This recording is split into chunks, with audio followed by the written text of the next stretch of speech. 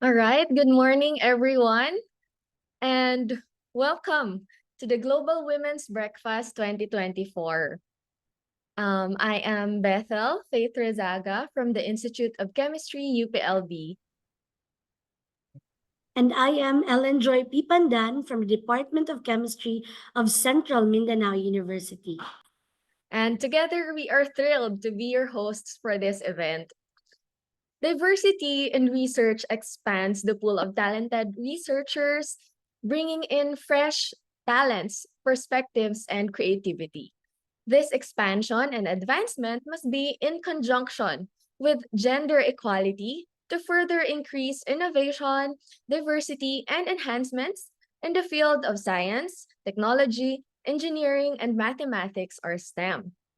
So, us women and girls play a critical role in STEM communities for this diversity, and our participation should be strengthened. Absolutely, Bethel. That's why this year's International Union of Pure and Applied Chemistry Global Women's Breakfast, or GWB, is held in conjunction with the United Nations Day of Women and Girls in Science.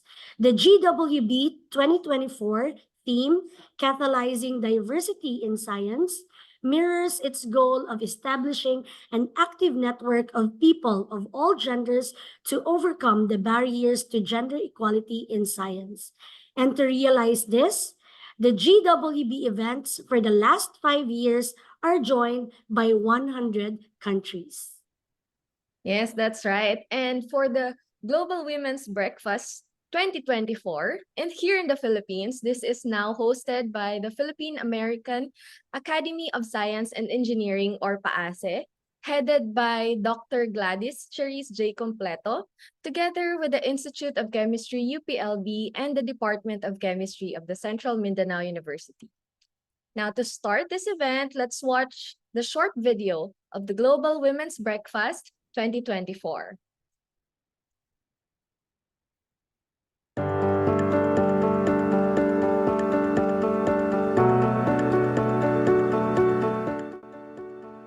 Good morning, and welcome to the 2024 IUPAC Global Women's Breakfast.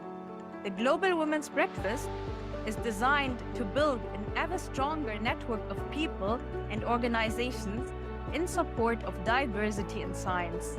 Over the last 5 years, more than 1,500 events have been held in more than 100 countries. Good morning, everyone. It's Global Women's Breakfast Day for 2024.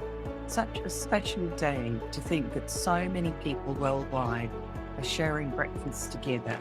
We will celebrate, connect, and empower by joining in a global conversation on catalyzing diversity in science. And what better way to start the conversation than by inviting women who research, teach, and publish on the topic of Catalyzing to say a few words. Let me introduce our contributors.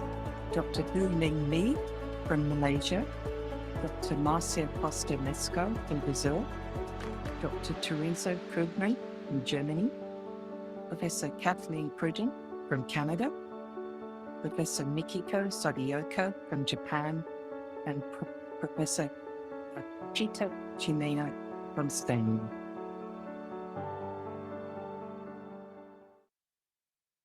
Diverse teams are more creative and can see beyond conventional boundaries.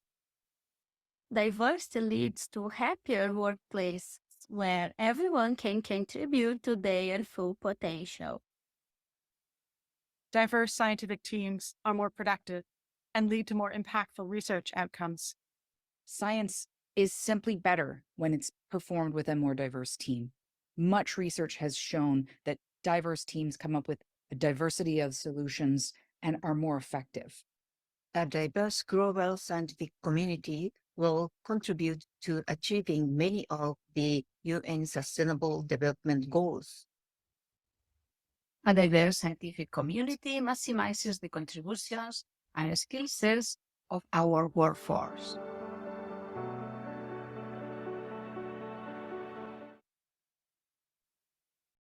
Implementing structured mentorship programs has been effective in supporting diversity and inclusion in science.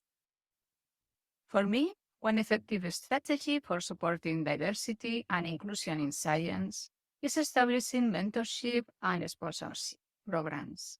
In these programs, the mentor can provide guidance, support, and opportunities for career advancement to individuals from underrepresented groups.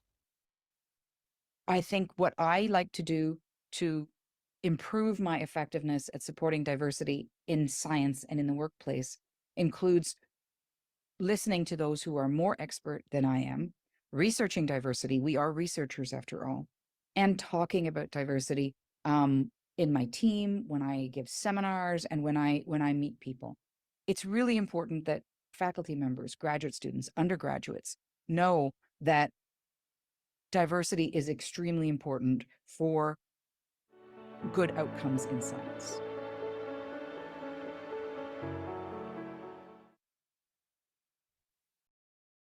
Diversity is no longer an option. It is an essential criterion for catalyzing your science in the present and future. My advice to participants in the Global Women's Breakfast is to talk about the issues, to raise visibility, to get to know each other and to support each other, and most of all, to have fun. Let's help and encourage each other. We thank all the teams who organized events for GWB 2024. We also thank all the dedicated task force members who coordinated efforts in their region. We are looking forward to hearing about your progress you made all over the year and looking forward as well to see your posts online. And finally, a huge thank you to our sponsor organizations, Royal Society of Chemistry, Bayer, American Chemical Society, De Gruyter, and the Royal Australian Chemical Institute. These organizations help to make the GWB more successful each year. I hope you have a wonderful Global Breakfast today. Join us again next year on February 11th for GWB 2025 on the International Day of Women and Girls in Science. See you there.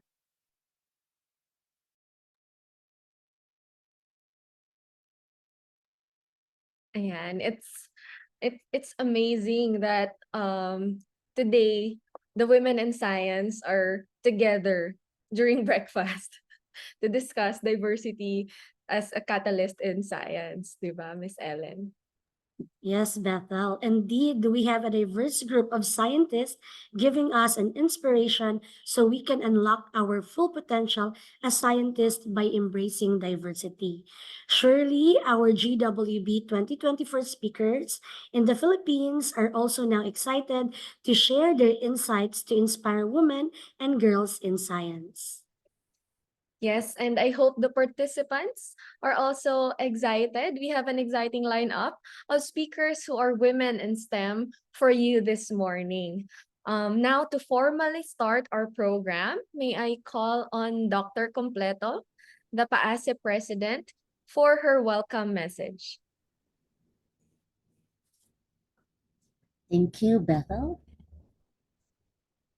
Ladies and gentlemen, esteemed guests, and advocates for science excellence, welcome to the IUPAC Global Women's Breakfast as we gather to celebrate and champion diversity in the field of science. At its inception, the Global Women's Breakfast was conceived in alignment with the UN Day of Women and Girls in Science.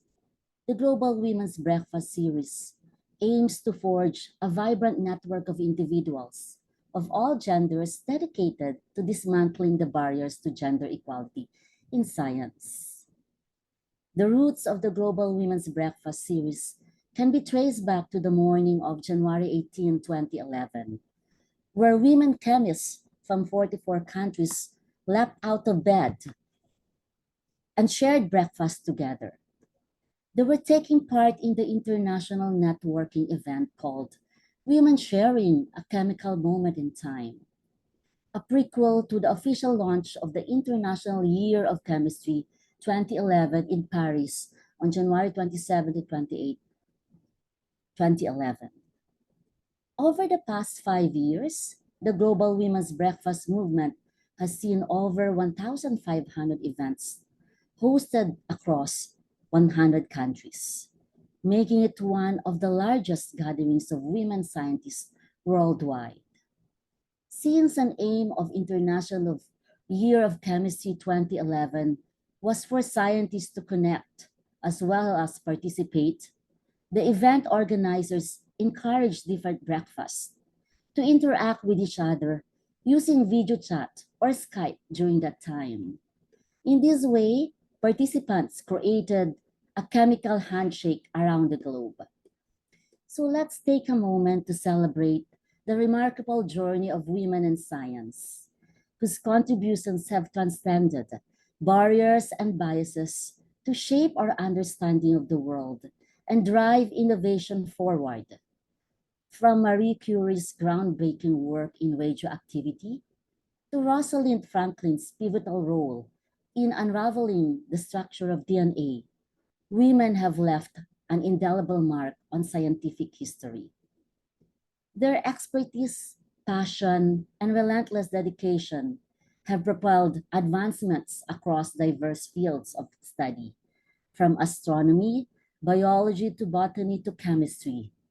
Yet, their achievements often went unrecognized or were overshadowed by societal norms and prejudices. Philippines is ranked 17th globally in closing the gender gap. We have witnessed an increasing number of women contributing to the STEM workforce, comprising 46% of its members. However, despite this progress, there's still work to be done. Only 12 women out of 42 national scientists is a stark reminder of the systemic barriers that exist, from stereotypes about STEM being a male-dominated field to subtle discrimination. But amidst these challenges, there's hope. Scholarships and funding are paving the way for more Filipinos, especially Filipinas, to pursue STEM courses. While they may be modest in numbers, these students are a wellspring of knowledge and innovation, contributing to sustainable development and global progress. Here in the Philippines, Global Women's Breakfast 2024 stands as a beacon of progress, proudly organized by the Philippine American Academy of Science and Engineering in collaboration with UPLS Baños College of Arts and Sciences Institute of Chemistry and Department of Chemistry, Central Mindanao University. For the past 4 years, PAASE has been a leading force hosting the Global Women's Breakfast with utmost dedication. Under this year's theme, Catalyzing Diversity in Science, we extend a warm invitation to individuals and organizations worldwide to unite with us in celebrating the vibrant diversity inherent within STEM disciplines.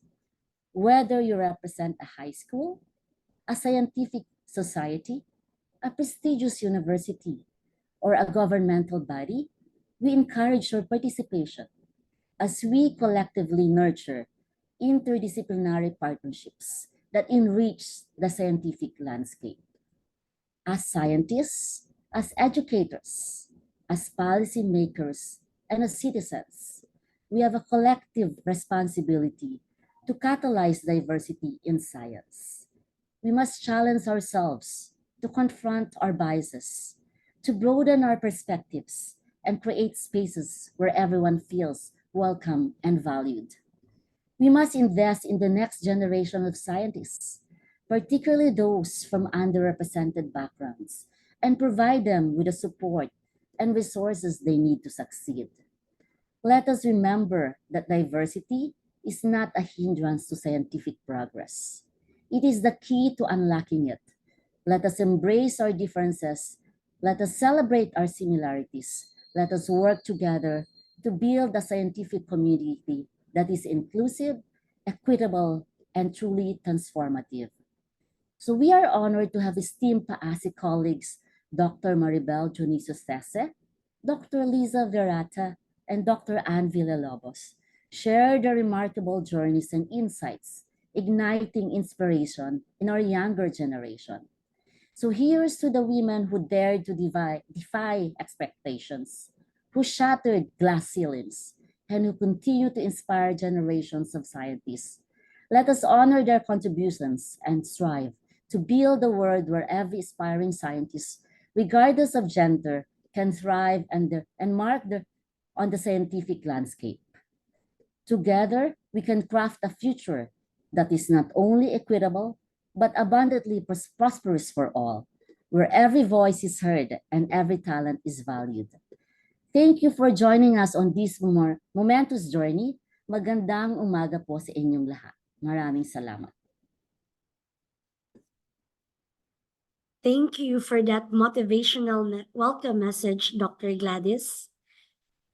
Now, it's time to hear stories of Filipino scientists and their journey towards achieving success in their field of expertise. Our first esteemed speaker is an expert in plant algal physiology and biochemistry, photobiology, and stress physiology. She obtained her BS degree in botany as cum laude and master's degree from the University of the Philippines, Los Baños. She further advanced her studies as Doctor of Science in Botany at the University of Tokyo in Japan. She also obtained her postdoctoral research fellowship in Japan and Marburg University in Germany through Alexander von Humboldt Fellowship. She has significant contributions in the field of botany as she is a recipient of multiple awards, including the NAST Outstanding Young Scientist for Plant Physiology in 1995, UPLB Distinguished Alumna Award for Basic Research in 2003, and UPLB Distinguished Alumna Award for Instruction in 2010. Our first speaker is Professor 12 of the UPLB Institute of Biological Sciences and the current Dean of the College of Arts and Sciences of UPLB. Help me welcome with a virtual round of applause, Dr. Maribel Dionisio-Sese. Thank you, Ellen. Okay. For the introduction, if I may share my slide here. Okay. Yes, ma'am, you can share. Yes.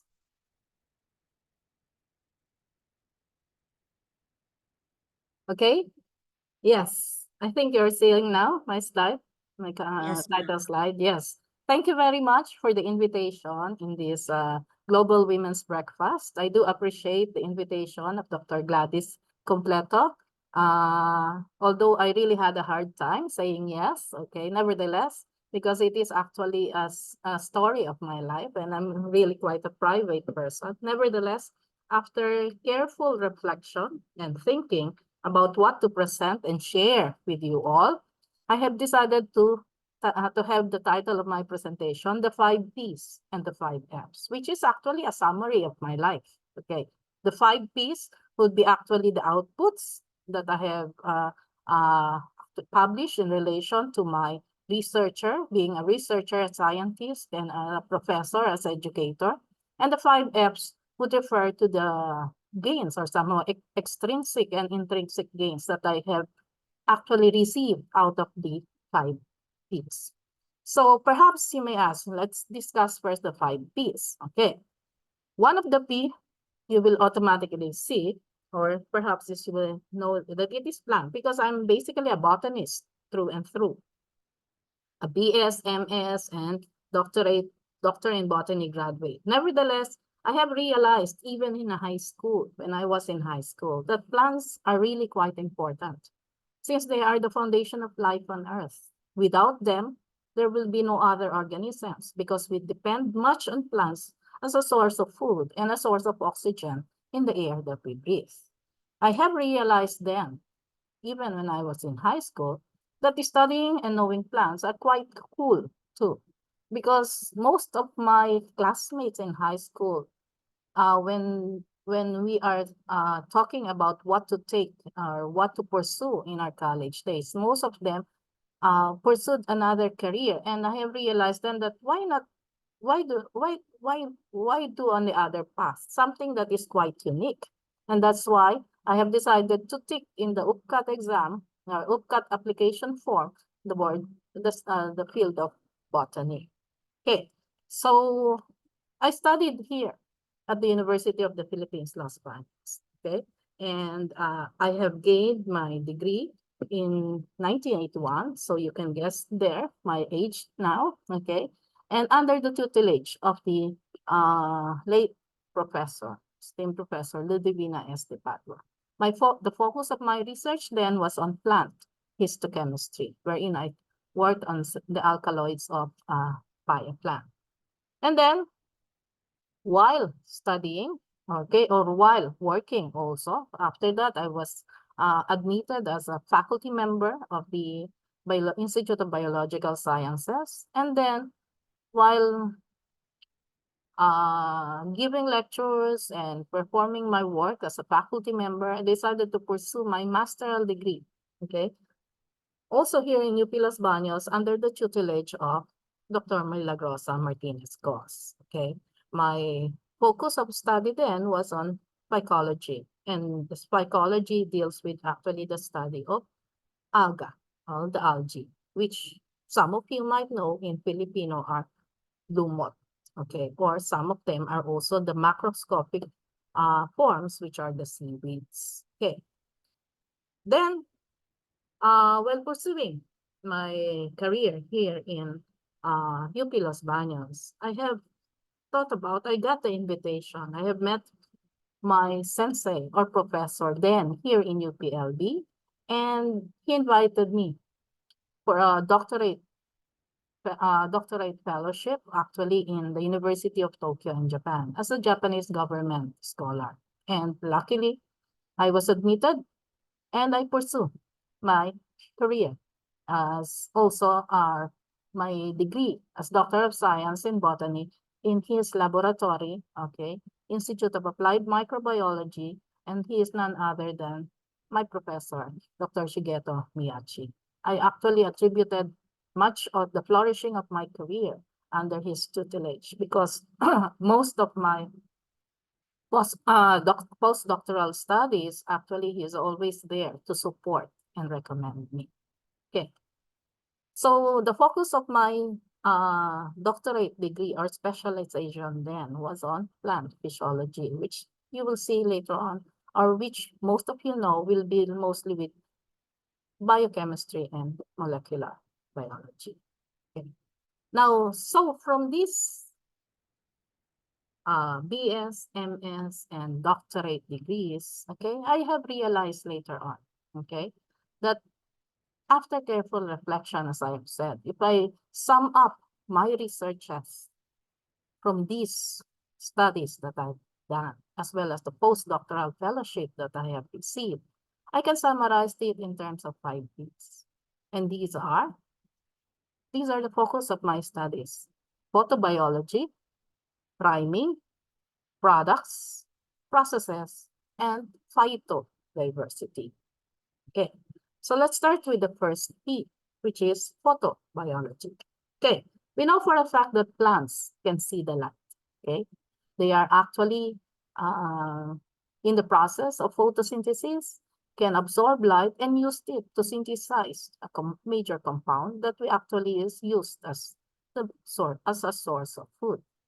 When I worked in the laboratory of Dr. Miyachi in Dr. Shigeto Miyachi in the University of Tokyo, his laboratory focused on photosynthesis, specifically one enzyme that is critical in photosynthesis, and that is the enzyme carbonic anhydrase.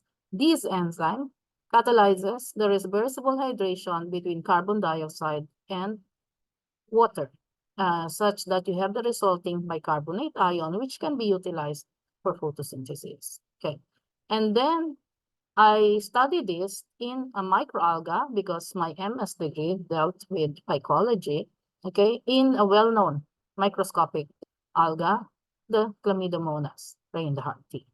And from this research that I have done, okay, I have had these several publications, which essentially I studied the light requirement, for the induction of the enzymes, and I have realized that it is actually blue light out of the white light that can induce carbonic anhydrase activity. And I found out that the regulation by light occurs both at the transcriptional and post-transcriptional and post-translational level. And this was actually my first publications, okay, international publication at that time, in plant cell and cell physiology and plant physiology. So that was my research then on photobiology. And then during my postdoctoral degree at the Marburg University in Germany, I have also worked on the blue light receptor, which is known as cryptochrome. And together with German and French scientists, we were able to publish this in the Journal of Biological Chemistry, the cryptochrome blue light receptors and their activation, which is through the interconversion of the flavin redox states. That might be quite too technical. Nevertheless, I am also very proud of that work. Okay. Then, since as indicated before, okay, or as I have as said by several of our scientists in the video, mentorship is critical. And during my stay here in the Philippines or here in UP Los Baños, okay, there was one student of mine, okay, who I encouraged to do work also and photobiology. And he was able to get the fellowship from the university and did his MS degree in the same laboratory that I worked on in Germany. And you'll see that in the second article, okay, the one at the bottom, we have published this work wherein we also dealt with the cryptochrome, the blue light photoreceptor. And he is the main author in this article. And he's now presently in Germany pursuing his doctorate degree. Okay, so those are my photobiology publications. Okay, so the second P now, which is also a focus of my research study, is on priming, essentially on seed priming. Seed priming is actually the technique wherein you allow the seed to take in water to initiate early stages of germination, but then you don't allow it yet to germinate. So there's no radical protrusion. And you dry the seed to the original moisture content. So they take in seed first, and then after some time, for incubation for about 24 hours or 12 hours, you then let them dry. Okay, so what are the advantages of this seed priming? Seed priming is actually critical, especially during the early stages of the germination. And we work on this in rice seed. Of course, rice seed, as most other seeds, are affected by flooding, drought, and salinity. And they cannot germinate even under this condition because these are stressful for these seeds. So in our work in here, we have found out that if you seed prime or you prime the seed, you let take in water at the start, you can actually increase, okay, as you can see in here, the germination of the seed under hypoxic or flooded conditions. And you can see that sensitive rice variety will have almost 100% germination if they were first primed before planting them in the field. So seed priming, we will realize, improved germination, especially at the early stage during flooding, as well as also salinity, stress, and other conditions. And out of this, okay, together with my PhD, doctorate advising, we have published these different researches on seed priming, emphasizing that it really improves crop establishment of rice in flooded soils, it reduces damage, and improves emergence of the seedling, and it is critical in seedling survival, especially if you employ it in the so-called sensitive rice varieties. Then, so that is the second P. The third P would be on the products. I also worked on several compounds that are actually produced by plants, okay, or microalgae in general, or photosynthetic organisms that can actually help them to survive under stressful environment. And in the marine environment, one important stressor is actually the ultraviolet UVB radiation. Okay. And I had a chance in my doctorate studies, one of my doctorate studies in Japan, to work since we have a ship there, research ship that time, we went to Palau, and after some thoughts on the study there, I have decided to work on this tunicate, which is actually an animal, okay, a marine invertebrate chordates, okay. But the tunicate in tropical environment is unique in the sense that they harbor, or they have a symbiotic relationship with the microalga, and that microalga is prochloron. That's why you can see that they are actually bluish green in color, greenier in color, unlike the tunicates in the temperate environments, wherein they can have other colorations, but not essentially the greenish coloration. And this green coloration is actually due to this microalga that they harbor within their tissues. Okay, so this particular microalga, which was discovered by earlier was named as prochloron. It is quite unique in the sense this microalga is quite unique in the sense that it has both a prokaryotic and eukaryotic character.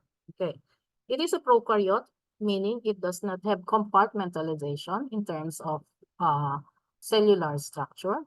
It is just like a blue-green alga, but not generally a blue-green alga or microalga because it has the chlorophyll pigment. It has the chlorophyll bead. So somehow it was then hypothesized to be the link between the alga and the higher plants because of its endosymbiotic theory. But later studies revealed that it was not so. Nevertheless, I was very much interested on the fact that why is it that tropical Lysoplenum petelia or tunicate is able to survive, or the prochloron, and they harbor this prochloron inside their tissues. And I worked on UV radiation and see how is it that this prochloron can still survive in the marine environment, despite the fact that it is covered by a very transparent white tunic of the ascidia or the tunicate. And the results revealed through HPLC that the white tunic, the upper portion of the ascidian, harbors these mycosporin-like amino acids, which actually protected the prochloron from the harmful UV radiation in the environment. They allow visible light. The tunic allowed visible light to pass through, but actually prevent UV light radiation to pass through to go to prochloron because of these UV absorbing compounds. So from these postdoctoral studies, I was able to publish these researches on UV absorbing substances, specifically the mycosporin-like amino acids, and how it affects the photosynthesis of prochloron in the marine environment, and later on published also a review article on the sources of UV screening compounds. Okay, so those are the products essentially on the UVB absorbing compounds. Okay, then together, in addition to that, another product publication that I had was together with another doctoral advisee of mine, and we looked at the turmeric, which is a very healthful food coming from plant, okay? And we look at the curcumin content of that particular turmeric accessions or several turmeric accessions. So the third P is the product. Those are the products, publication that I have. Then being a plant physiologist, I deal mostly with processes, okay, functions in plants. And this is also a result of my postdoctoral studies in Japan, okay? And I used rice seedlings, okay, to study the salinity stress, okay, and especially the antioxidant responses. And this was actually my published in plant science, and this gained even until now quite a large amount of citations, such that I have this number of citations, although it was published in 1998, it's still being cited nowadays. And I think this was the first studies on antioxidant responses of rice seedlings to salinity stress. Okay. And from this, okay, together with that, these are also some other processes publication that I have, the effects of salinity on photosynthetic responses of rice. And you will see that I dealt mostly with photosynthesis, being very much interested in plants, the gas exchange and water status of rice plants, as well as the physiological responses of rice genotypes also to salinity stress. So I'm also a stress physiologist, right? Because I plant stress physiologist because I worked on salinity tolerance. I also worked on submergence together with my another doctorate advisee of mine, okay? And also on the photosynthetic of rice to low radiation with another doctoral advisee. So you have mentorship there. You have to mentor them. You have to encourage them to publish their articles. And this first one was actually published by one of my BS students. I'm very proud of her work in this, and I'm very happy that she was able to get so much out of their Bachelor of Science degree, and we were able to publish this in one of the noted Philippine journal. Another processes publications that I have was this one on, which is the work actually of my doctorate advisee. We work also on antioxidant this time, okay, but not on rice, this time with red lettuce, and that were exposed to water deficit stress. Okay. The third one that you will see in here is a work of my MS advisee, okay?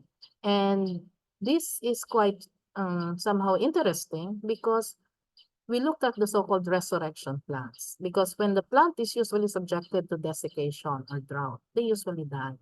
But there are some plants that are able to resurrect. Okay. And we have found out that we have a species of Selaginella in the Philippines that is able to resurrect when subjected to drought or desiccation stress. And this one is what we call as Selaginella tamaricina. And you will see this. The reason why I found it interesting, because if you have a plant desiccated, you will see that it will soon curl up. It will almost die.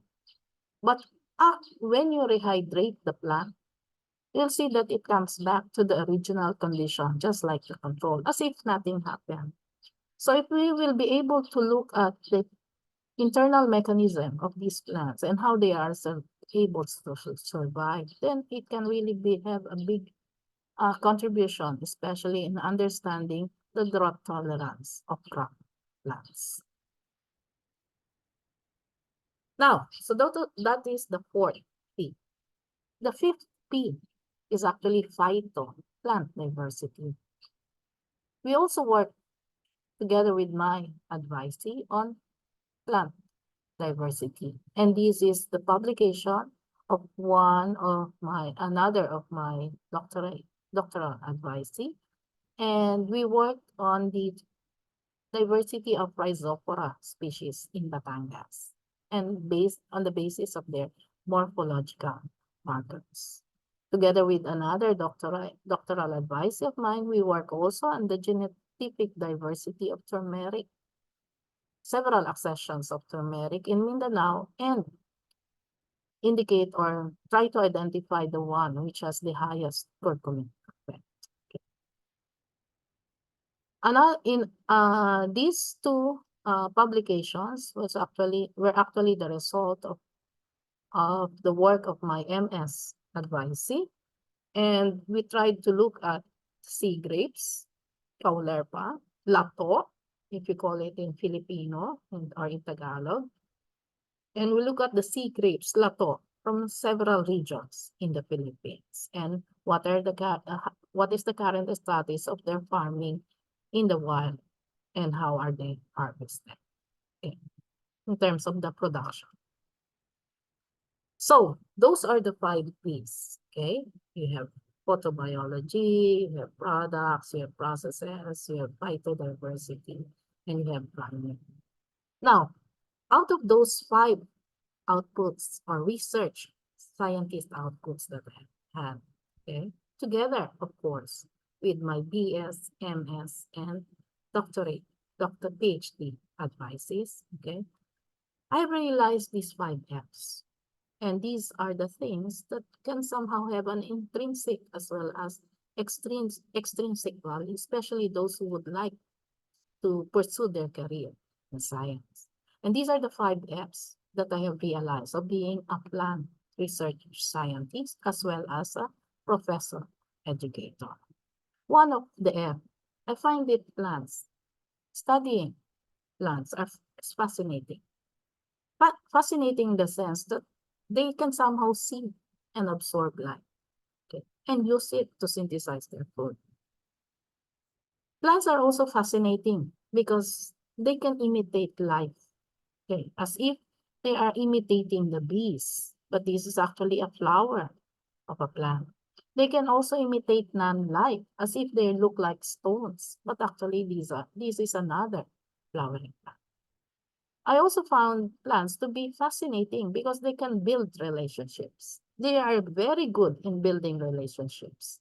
Okay, such that in one of their relationships, they can actually contribute to the nitrogen content of the environment. Okay, they can also build relationship with other plants, although it might be competitive. Okay, such that in the case of this particular flower, in order to survive, they have to have another relationship with a host plant. And this one, which are known as carnivorous plant, their relationship might be detrimental to the insect, but essentially necessary for the survival of the plant. So I find plants as fascinating. Okay. So that is the first F. The second F is I find studying plants as being fun. Okay, pursuing my career as a botanist is fun because I tend to meet a lot of people, especially when teaching. Okay, every semester I get to know several new students, and when I go out, okay, attending conferences, okay, I meet several people. So there's also that networking.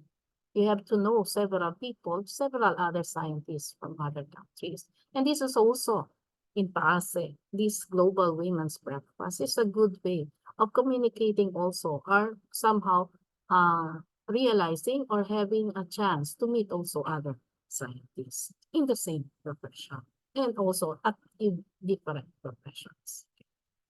So F is fun because I tend to get to meet a lot of people. It is also fun because I tend to travel a lot.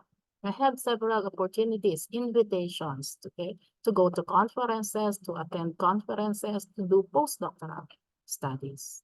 And one thing I have realized also, because I studied in Japan, it is fun because I learned a new language. I learned how to speak Japanese, Nihongo, okay? And I can somehow read Japanese characters and speak them a little bit fluently. So that is the F, the second F, fun. I find that also studying plants and being a research scientist and academic professor is also fulfilling. As a professor or as someone who mentor another student, whether it be a BS, MS, or PhD student, you will touch their lives forever. It is actually an intrinsic gratification. Okay, it is very gratifying, or it is really very, I mean, you cannot realize the feeling when you had that one of your mentees actually graduated, whether it be BS, bachelor degree, master's degree, or doctorate. F is also fulfilling, not only because you touch their lives, but also it is fulfilling in the sense that they create new knowledge in terms of publication. As I have said, I have been listed before several of my publications, whether as a first author or a co-author, together with my mentees, okay? But I also have this publication, which garnered, as I have said, a trend in the study of Salingay studies. And then the third, in relation to the fulfilling aspect of the F, okay, in my career, I also learn new things. Every semester, I learn new things from my work. I learn new things when I go outside. So that is really something. In the academy, you actually do not stop studying and you do not stop learning. It is nice to keep on learning new things. So that is the third F. Then the fourth F might be something which is not one that I have looked for really. Okay. Out of the researches that I had, okay, and early in my career, I was given the award as the Outstanding Young Scientist of the Philippines. And being one of the 10 outstanding young scientists of the Philippines, we were actually featured in this Panorama magazine, not in the cover, but somewhere inside. Then, being somehow a research scientist, I was interviewed by some of the DevCom students, okay, or other students in order to actually tell them how I became a scientist and what came out of it. And this was featured in a local publication here in UPLB. Nowadays, we usually have the announcements in social media, and this is one announcement that I had because it was read by many and seen in FB when I assumed my deanship in 2021 here at the College of Arts and Sciences, University of the Philippines, Los Baños. So that is the fourth F, okay, which as I have said, which might be a peripheral result of my work as a scientist. And the last F is I find it financially rewarding, okay? Because you tend to have, out of the work that I had, I tend to live a comfortable life. On an honest pay, being a government worker, and I can contribute to the economy of the Philippines and also globally, especially when I go outside. So these are the 5 F's that I have realized in my career. It's fascinating, it's fun, it's fulfilling. Somehow you become famous, although it's very peripheral, and it is financially rewarding at the same time. Okay, so my motto actually, and this is what I always follow, is to do the best that I can. And to other budding scientists that we have, young scientists that we have right now, do the best that you can, while you can, and with what you can, and you will see that success would be inevitable. And I think that's all for my presentation. Thank you very much. Arigato gozaimasu in Japanese and vielen Dank in German. Thank you, Ellen. I'll give the floor now to our host. Yes. Thank you, Dr. Sese. As someone who also works in the academe, I agree with the 5 F's of Dr. Sese. No? So, for me, I think it's first fun, and then you do it, it's fascinating pala, and then through time you find it fulfilling, and then I'm looking forward to the financially rewarded. Yeah, you will realize it later. And things yes. I hope our women participants here learned a lot. Also, of course, the men learned a lot from the talk of Dr. Sese. And thank you so much, Dr. Sese, for imparting your knowledge. And really, it's hard work to be where you are right now. But again, the fulfillment is inevitable, and the success. Yeah. All right. Let's listen to more women as we proceed with our next speaker. Our second speaker is close to the PAASE family as she held various positions in the organization, including as secretary, as treasurer, as board member, chairman of the board from 2008 to 2011, and she's currently a treasurer of the organization. Dr. Maria Luisa Virata finished cum laude in BS Biology from the University of the Philippines, Diliman. She then further studies to obtain her PhD in tumor cell biology from Northwestern University at Illinois, USA. Post PhD, she served as an assistant professor of biology at UP Diliman and at Ateneo de Manila University. Her doctoral research also includes being a postdoc fellow at the National Institute of Health and Oak Ridge Institute for Science and Education. Dr. Virata is now a regulatory reviewer and researcher, a chemist at the U.S. Food and Drug Administration Center for Biologics Evaluation and Research, Office of Therapeutic Products in Maryland, USA, where she received multiple awards, including the 2019 FDA Scientific Award Achievement Award, Excellence in Laboratory Science, also 2008 Technical Excellence Award in Center for Biologics Evaluation and Research. Also at the same center, the 2007 and 2008. So she received the award for 2 consecutive years for the Outstanding Regulatory Research Award.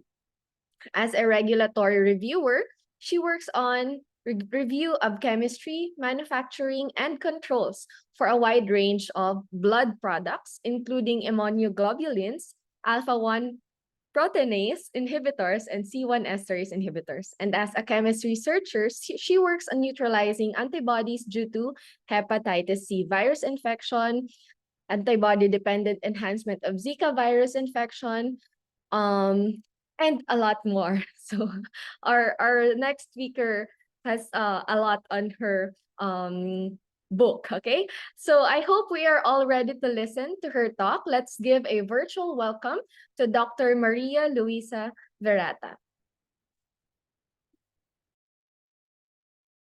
I'm gonna share. Thank you for the intro. And good morning to all who are listening or watching. Let's see, I can share. Okay.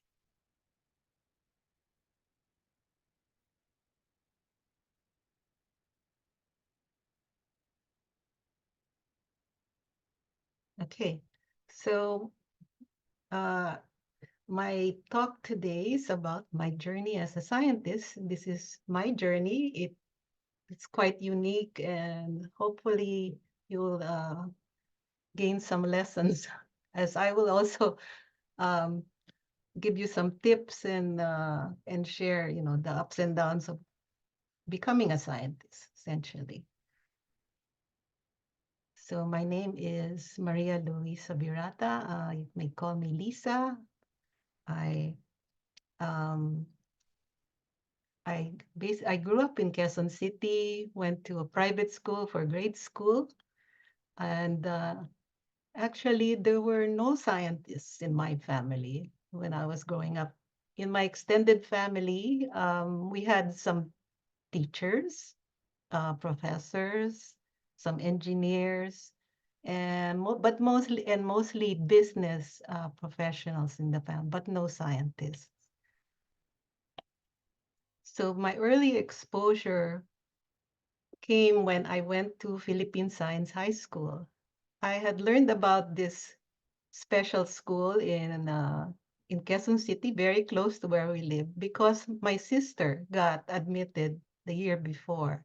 And so I was always curious, where she went, for what her new school was. And so I ended up applying the next year and got in after being on the wait list. Actually, I didn't get in right away, but I did get in eventually.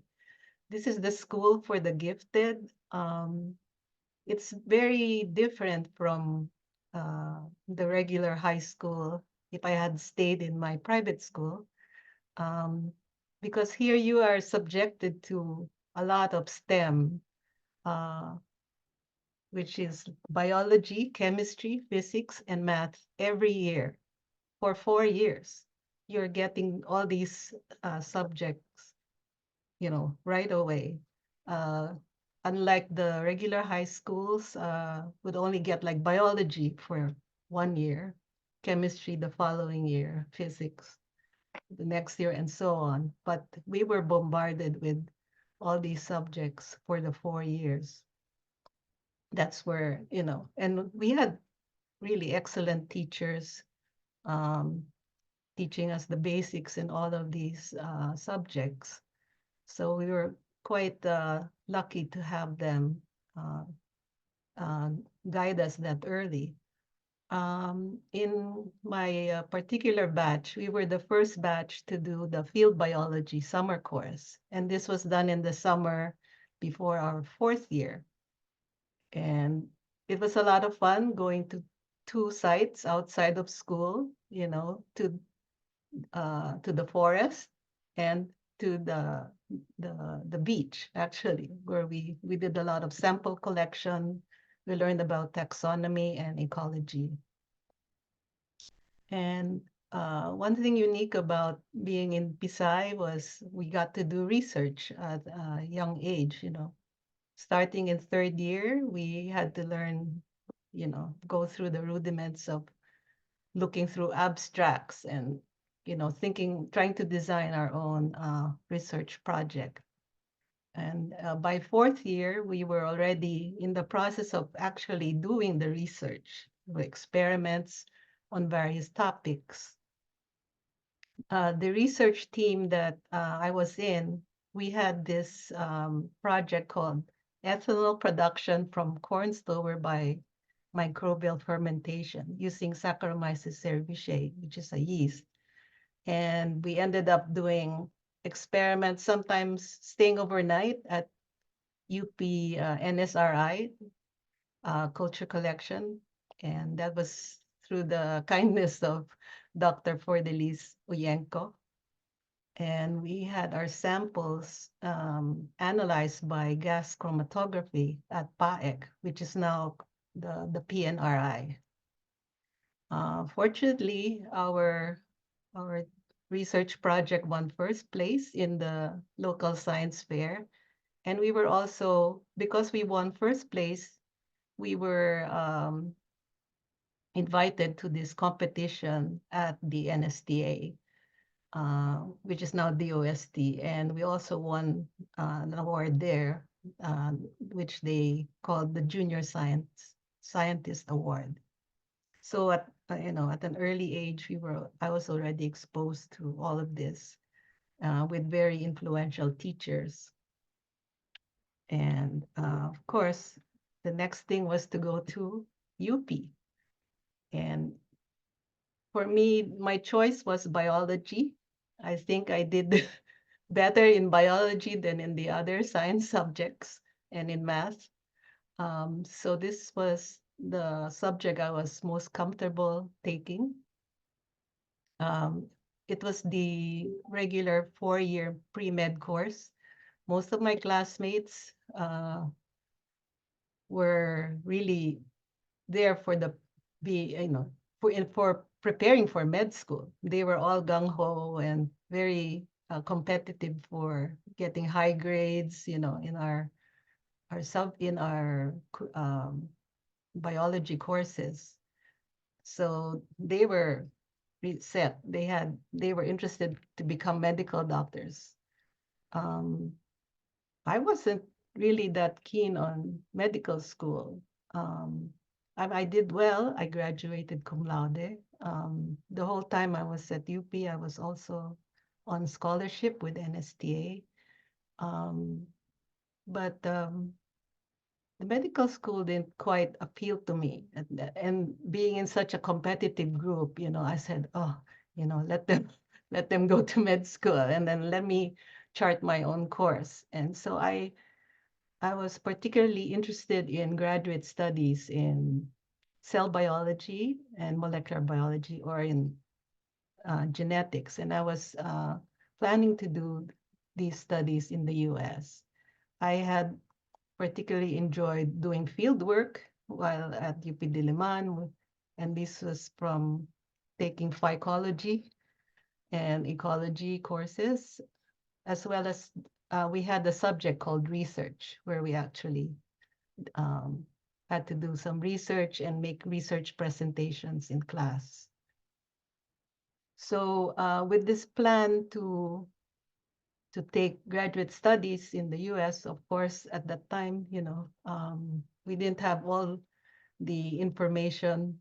We didn't have computers, believe it or not, at that time. So everything you had to go like to Thomas Jefferson Library to look up, what graduate programs were available, get the contact information there and all that. It sounds painful now because everything now all the information is so accessible, just using your computers, right? So in preparation, of course, had to fulfill the requirements, take the TOEFL exam, take the GRE.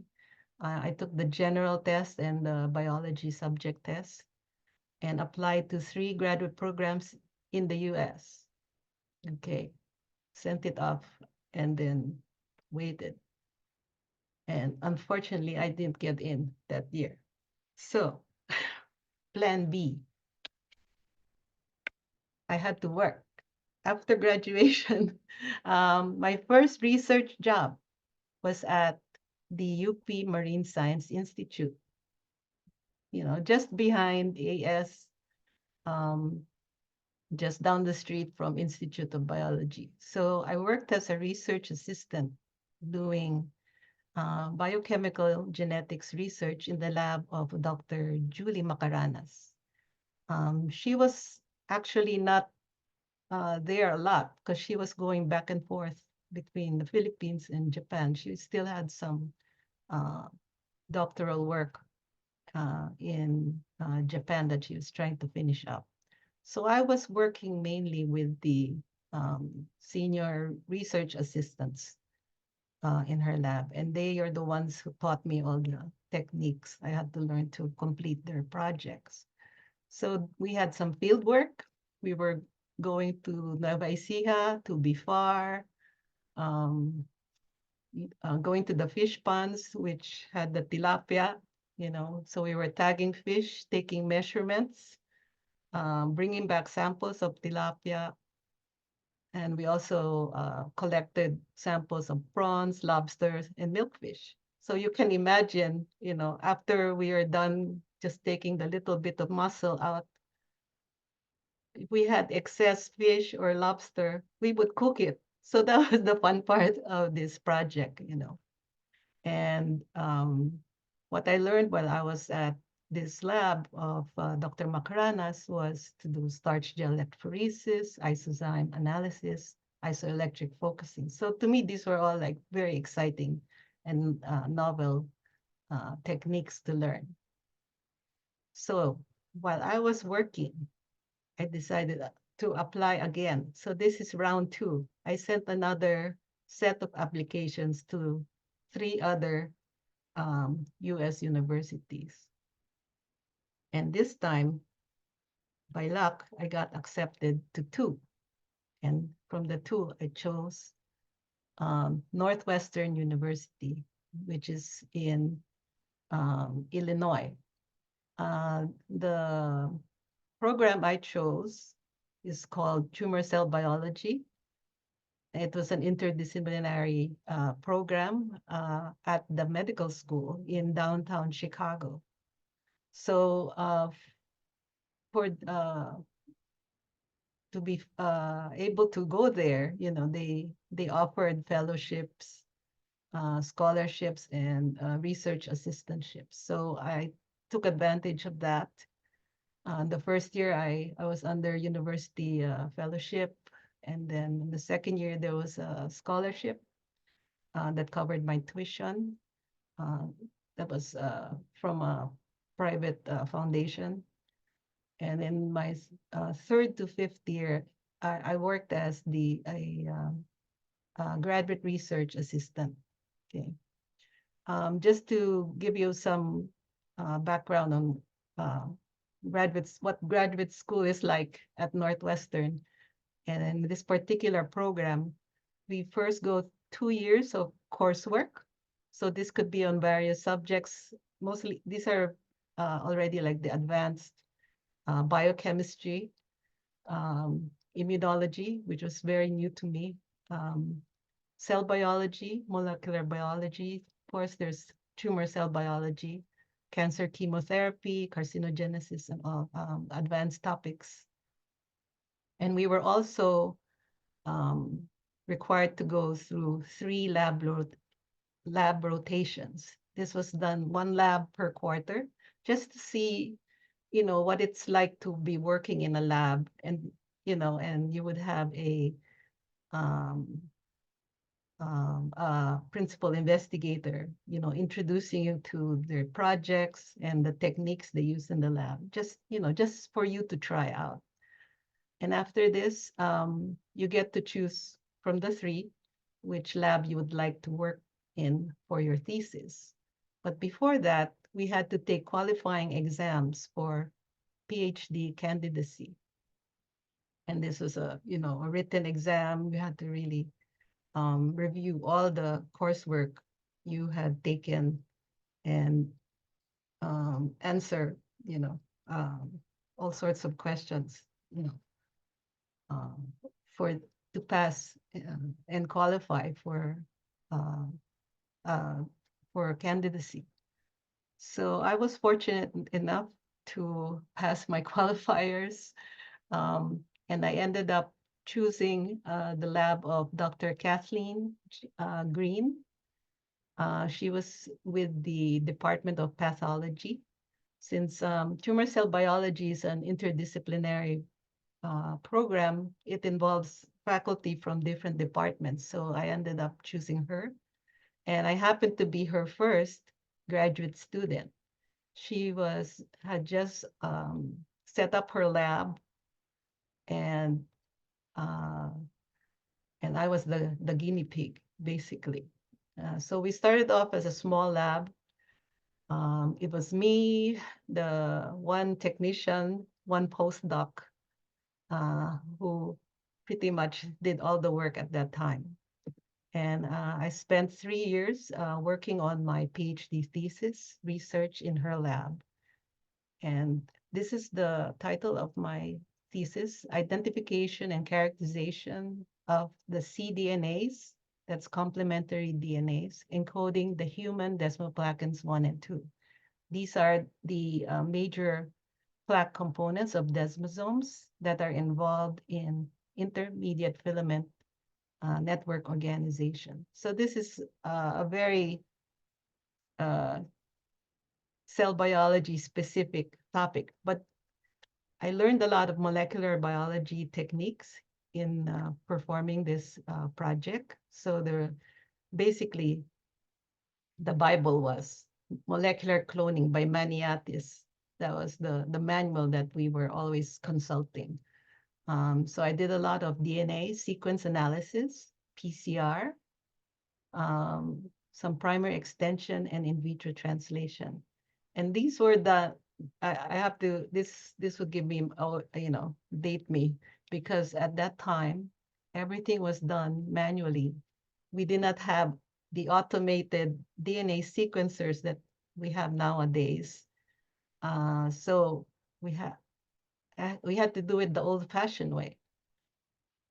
Well, now it's considered old-fashioned, but pour the big gel, pipette all the different bases, all the different reactions, run the gel, and then since it had S35 on it, you had to expose the dried gel to X-ray film.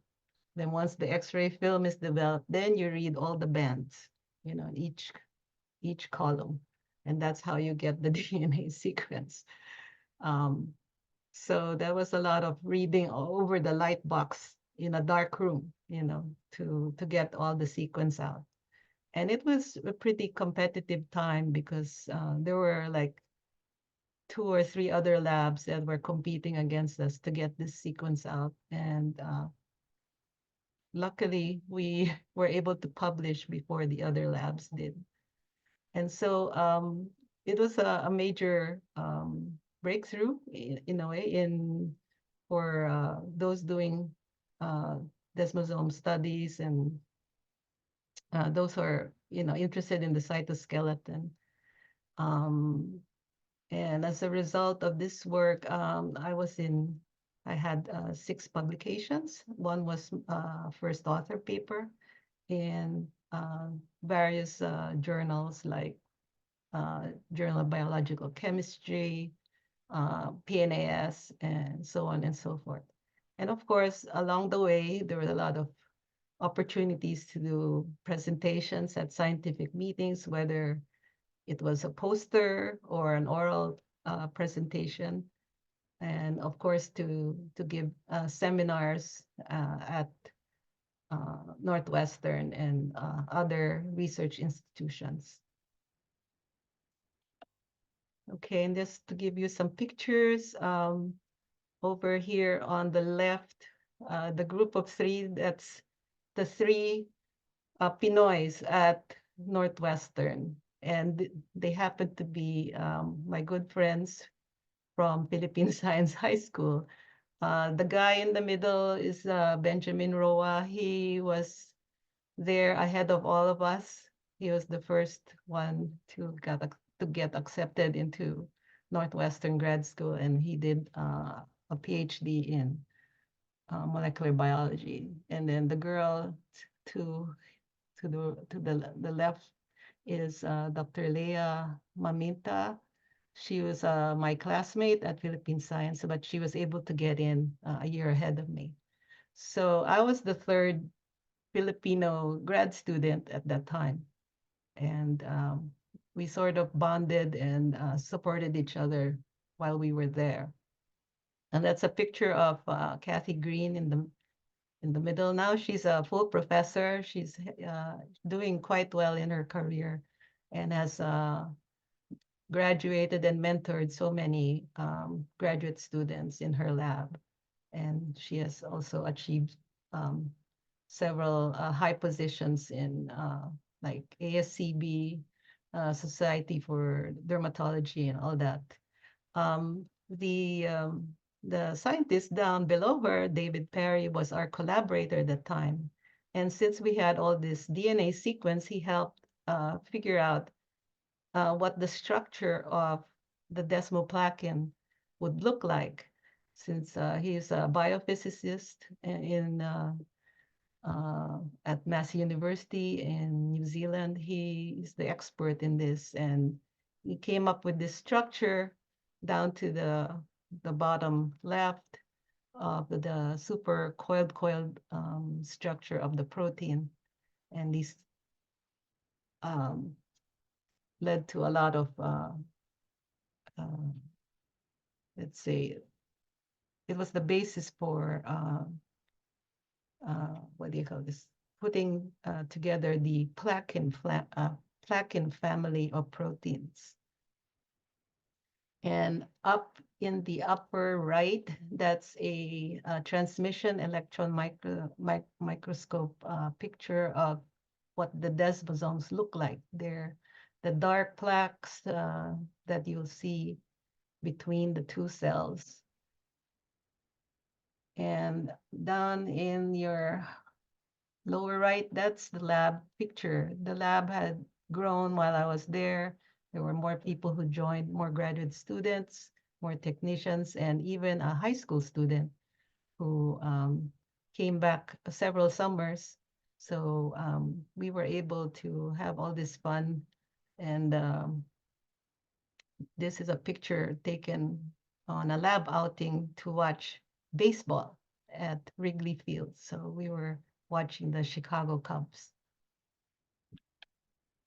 Okay, just to give you some things I learned while I was a grad student. Number 1, find a specific research topic you want to study. It's your interest, something, And at the same time, while you're at it, find a good mentor. And more importantly, find out what you want to learn from your mentor. You know, we see this a lot of, in when giving advice out, and aside, I mean, more important than just finding a good mentor is to find out what you want to learn from the mentor. I learned this word schmooze while I was a grad student. This is another word for networking. There were a lot of like socials between grad students and the professors. After seminar, there was time for a little socializing. And this is where I noticed that the American students had some advantage because they really knew how to schmooze the scientists, the professors. And I would say this is like a skill I have to learn still. I'm not that good at schmoozing yet. And what I would say is that learn the technical jargon, the vocabulary, but at the same time, learn how to communicate your science to the general public, in layman's terms. So this is like a soft skill, but a very, very helpful skill to have, the art of communicating what you do. And also, while I was a grad student, I learned how to read journal articles critically. Yep, we would have a lot of journal club where the professors would ask us, to critique a particular paper we were assigned to read, for the week. And most of the time it was like, check the controls, make sure the controls are working, So that was like, after that, that's what I always do. I always check the controls whenever I read a journal article. And this is very helpful, actually, when you write your manuscripts for publication. If you read a lot of journal articles, then, especially, it doesn't have to be in your field, but anything that interests you, it's very helpful practice to do this. Of course, this is a cliche, work hard, but work smart. Try to be efficient with your time. I noticed that a lot of grad students were working on the weekends. They were in the lab all the time, many, many hours. At first, I got drawn to doing that, but it was just too tiring. And this is where I decided, to work smart and try to be as efficient as I can with being in the lab.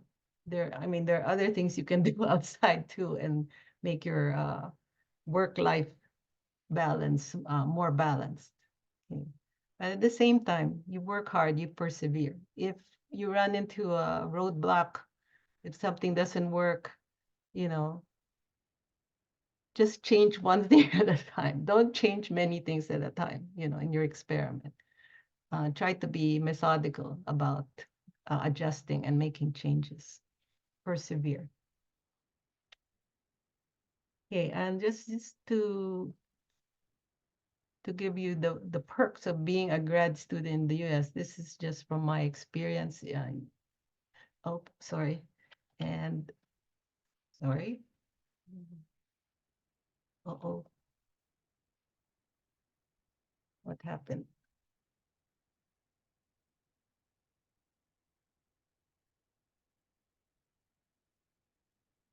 Sorry. Okay. I was immersed in the international science community. This is where you meet, people from different cultures. You meet the research scientists. It's you get to collaborate with experts. You get to attend a lot of research talks. Just by being on campus, there were like talks going, being advertised all the time that you can go to different departments and just attend. It was great and very inspirational to be in the midst of research scientists who were full-time scientists teaching and doing research in a laboratory setting. And of course, another perk was being able to attend training courses in other research institutes. Kathy was generous about this, and she really wanted me to have this experience. So I spent the summer in Woods Hole, Massachusetts, at the Marine Biological Laboratory, where they offer various courses in the summer. The one she recommended to me was the Cell and Molecular Physiology course, which she had taken years ago. So in that way, she was also trying to, share her experiences with me, make sure that I could, I could take these opportunities to, to build my scientific experience. And another perk, of course, which Dr. Sese already mentioned, you get to travel. And just as a graduate student, my advisor was kind enough to recommend certain conferences that we should be going to, presenting our work. So this could be a great travel experience, because since I hardly traveled when I was in the Philippines, and so being able to go to different states and even different countries to present our work, that was just the fun part of being a grad student. So I was able to go to Italy to present there at the European Cell Biology meeting. Of course, we had the ASCB, the American Society for Cell Biology meetings all over the US. We would attend every year. And I was also able to present my PhD work after I had graduated at research institutes in Heidelberg and in Vienna. And these were the labs that were the ones also working on decimal backend. So they were very interested in how we got ours out ahead of them. So it was fun meeting them in person. So after the PhD, what's next? There were several options to consider at that time. This was like the crossroads. And my aunt had given me this book, Nobel Prize Women in Science, sort of as my graduation gift. And she had some great expectations for me. But of course, I had to weigh the options. You have the option either to do postdoctoral research right away, or to do it next, to go into academia, to go into industry. In my case, it would have been the pharmaceutical industry, or to consider another line of work or another line of study. So as I was finishing up my requirements for the PhD and was preparing for my defense, I already had started applying to postdoc jobs at 3 other US universities. But unfortunately, those did not pan out for one reason or another. Like one had a funding issue. The other, the opening was filled very quickly. And the other one just didn't quite match up my expectation when I went to visit. So it was that point where I was like, okay, maybe I should just go back to the Philippines and teach. And so this is my foray into the academe. I was teaching biology back at my alma mater at UP Diliman Institute of Biology. I entered as an assistant professor. And was given this coursework to teach. I was given lab classes in general biology and cell biology, although we hardly had any equipment, to use in the cell biology lab. In general biology, I was surprised to see that they were still using the same lab manual when I was a student. But fortunately, I saved my old lab manuals and was able to review and reconstruct what I should teach. It was mostly, so yeah, it was mostly lab, and I wasn't really given a chance to give lectures to the undergrad, since all those positions were already filled by senior faculty. But later on, they gave me a lecture class in Nat Sci 3, which is biology. But this is the class where you're given like 100 students, and it's very overwhelming. So I was giving exams that were only, you only had to do multiple choice. And for me, this was the first time for me to teach. And so it was a big learning experience, how to, prepare your lessons for the day and to prepare for the classes. I was also trying to set up a cell culture lab at NSRI.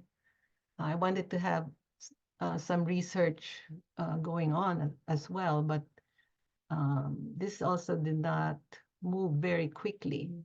There were procurement issues and personnel issues at the time. So with the heavy coursework, I was, doing a lot more teaching rather than research while I was at UP. And an offer came from a former microbiology professor of mine to come teach at Ateneo, Department of Biology. So I took it. They were offering a higher salary, so I moved just to Katipunan, out of the UP campus. And the teaching load that I got there was the opportunity to do lecture and lab. And this was in zoology. So I got, same as in Diliman, I was also teaching how to dissect the frog. And, but I was also given a lecture class for the graduate students, and this was in animal histology. So, while this was all going on, after a while, I was really missing the research part of being a scientist. So I decided to apply for a postdoc in the US. And this time I only applied to one place, and this was at the US National Institutes of Health. And this was in the year 2000 that I was there. I joined this big lab called the Lab of Molecular Biology, which was located at the National Cancer Institute in NIH campus. And this was, a lot of postdocs, technicians, and principal investigators were all part of this Lab of Molecular Biology. It was headed by their branch chief or lab chief, Dr. Ira Pastan. And he's quite inspirational researcher. He wants to cure cancer. And that's like his lifelong goal. And so the specialty of this huge group is to create all sorts of immunotoxins to treat cancer. I ended up working directly under David Fitzgerald. David had done his postdoc under Ira, and David now had his own small group to head. So down in the in the lower right, that's David and the small group that mostly the three postdocs plus me, the fourth postdoc. from the Philippines. So you can see the Lab of Molecular Biology is a very diverse group. There were a lot of people from Japan, from Italy, and of course, Americans and other nationalities. So we got to interact on a weekly basis with lab meetings and journal club. So it is an interesting time, and a lot of research, full-time research was going on, and publications were coming out the door, very quickly.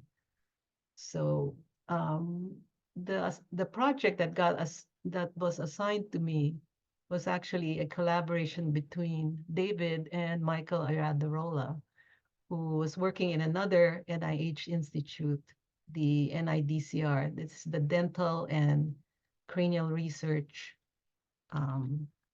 Institute. And in our little project, we were developing peptide toxin conjugates for pain relief. And since we are affiliated with the Cancer Institute, this is for cancer pain. So this was like a marriage between biochemistry and neuroscience. So the peptides involved were actually neuropeptides, which were ligands for specific cell surface receptors on neurons. And these were being chemically conjugated to the Pseudomonas exotoxin domains. Pseudomonas is a bacteria, and it has this, if you see on the upper left-hand side, the P stands for the Pseudomonas exotoxin structure.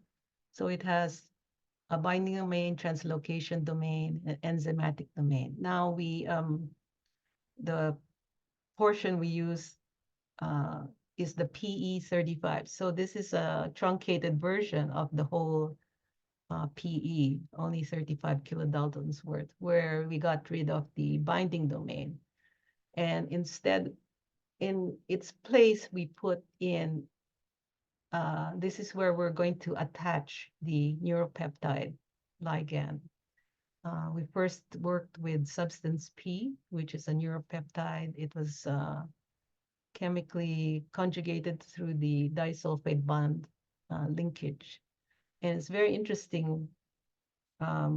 Once you put these two components together, there's a color reaction, and you can see a very intense yellow color produced once these are mixed together. And so that was how we monitored the production of the conjugates through the OD reading. And this just gives you a few figures of the paper that we had published on this work. The substance P has specific receptors called NK1, neurokinin receptors, and very specific for NK1, but not the NK2 variant or the NK3.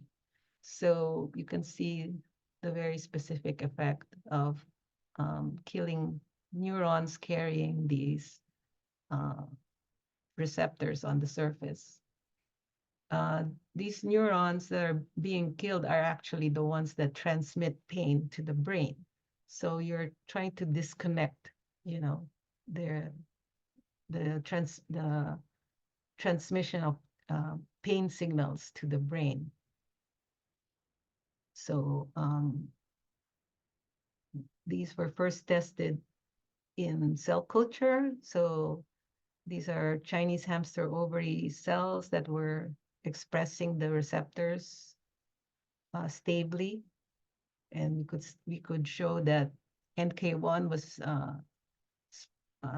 NK1 CHO cells were being killed, and not the NK2 and 3. And then these were later tested in rats. And this is the part where Mike Ayadarola's group was helping us with. They were the experts in the animal tests and conducting the pain tests on the rats. And so they could show that the treated rats with this conjugate, injected in the tail, could not feel any pain once you subject them to either heat or I think it was they had injected something to cause inflammation. So they were showing that this conjugate was indeed delivering the expected outcome. So the lab skills I learned while I was doing this project was recombinant protein expression in E. coli, so a lot of bacterial cell cultures, protein purification, column chromatography, FPLC, HPLC, all done in the cold room, which was quite a challenge. Of course, the remarkable small peptide conjugation reactions. We also did protein synthesis inhibition assay. Actually, the chart I showed you here is a protein synthesis inhibition assay. That's how the exotoxin works, by inhibiting protein synthesis and thus killing the cell. We also did some binding competition assays just as proof of concept.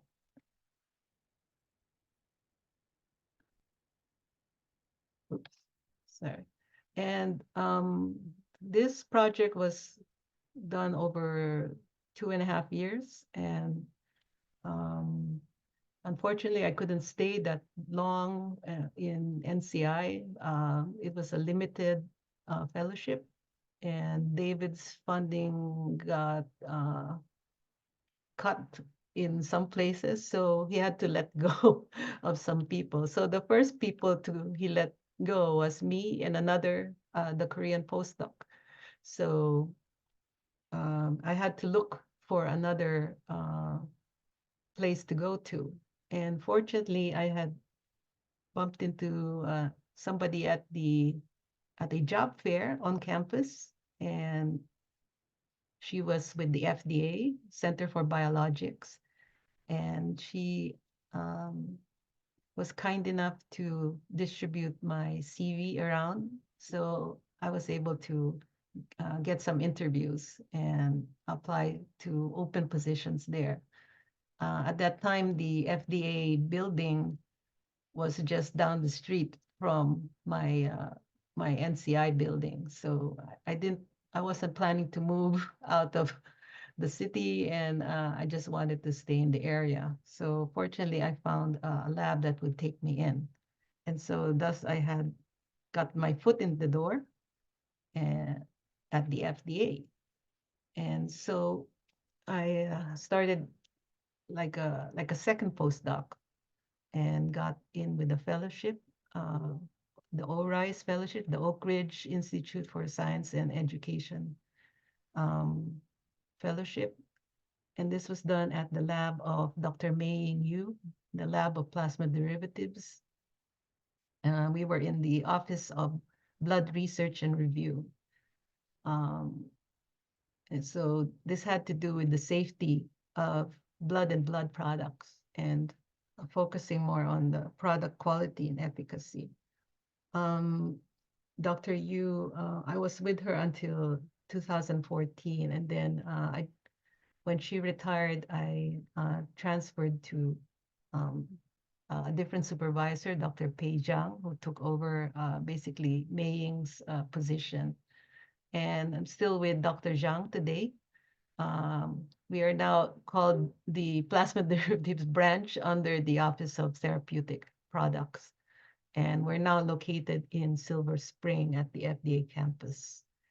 There were many research projects at the FDA that I got involved in. And in a way, we call it regulatory research.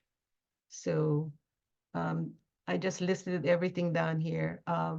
I just wanted to mention that We also had collaboration with NIH, and this was a long-term study on the transfusion-related transmission of parvovirus. And this was done with Dr. Harvey Alter, the famous Dr. Harvey Alter, who had received just recently the Nobel Prize in Medicine in 2020. And among these, I would say the things that we are working on right now are neutralizing antibodies due to HCV infection. We also published recently a hepatitis B related paper on mutations that arise after long-term use of hepatitis B immunoglobulins. And we are also publishing this one soon, antibody-dependent enhancement of Zika infection due to pre-existing West Nile virus antibodies. And yeah, Hi, and Lisa. yes, Gladys. Yes, can we wrap up? Yes, please. Or- Yes, I will. Thank you, thank you. Okay. As you know, being in the FDA, we have to do regulatory review. And so and as mentioned earlier, I do product review in the CMC section of these submissions. And it's a lot of on-the-job training, really. We learn as we go, and we just learn from more experienced FDA reviewers, inspectors, and experts, and always keeping in mind the Code of Federal Regulations and biologics law. That's how things get regulated and reviewed. So this is developing more of your communication skills, writing memos, requesting for more information from the firms, having formal meetings with the firms, and following the deadlines. And this is just a collage of the people I've interacted with at the FDA and been there for more than 20 years now.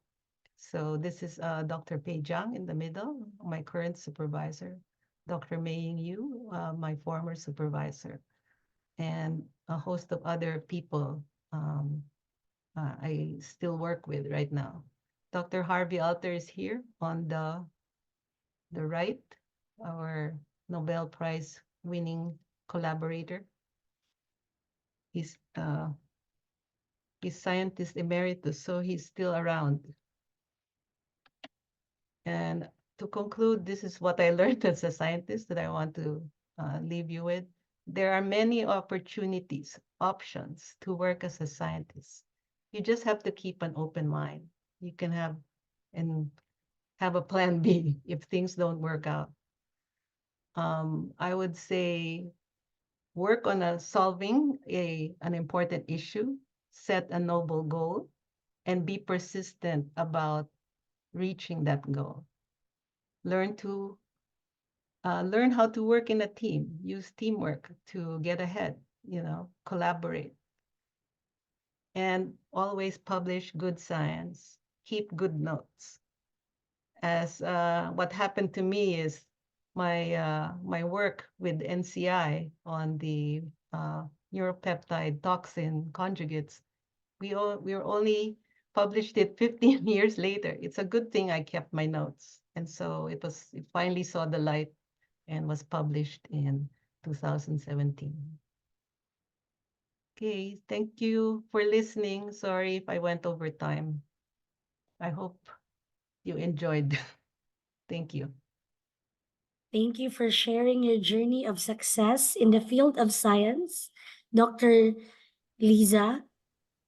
Truly, if you want something, nothing can hinder as long as you persevere in your goals. And also, thank you, Dr. Virata, for sharing your tips in grad school, and even when landing a job.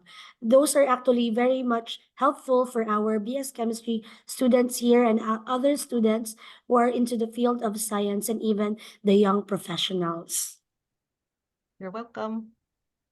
Thank you, Yes. Dr. Virata. I now give the floor to Bethel. Thank you, Ma'am Ellen. I will now introduce our last speaker for this year's GWB. Dr. Annabelle Villalobos finished her BS Chemistry from the University of San Agustin. She then did her MS in Biochemistry from the University of the Philippines College of Medicine in Manila. She also participated as a fellow in the UNESCO Research Fellowship at the Tokyo Institute of Technology in Tokyo, Japan. To further her studies, she pursued PhD in chemistry from the University of Cincinnati, specializing in physical biochemistry and analytical chemistry. She then had her postdoctoral research fellowship in cell and molecular biology at the University of Pennsylvania, Philadelphia.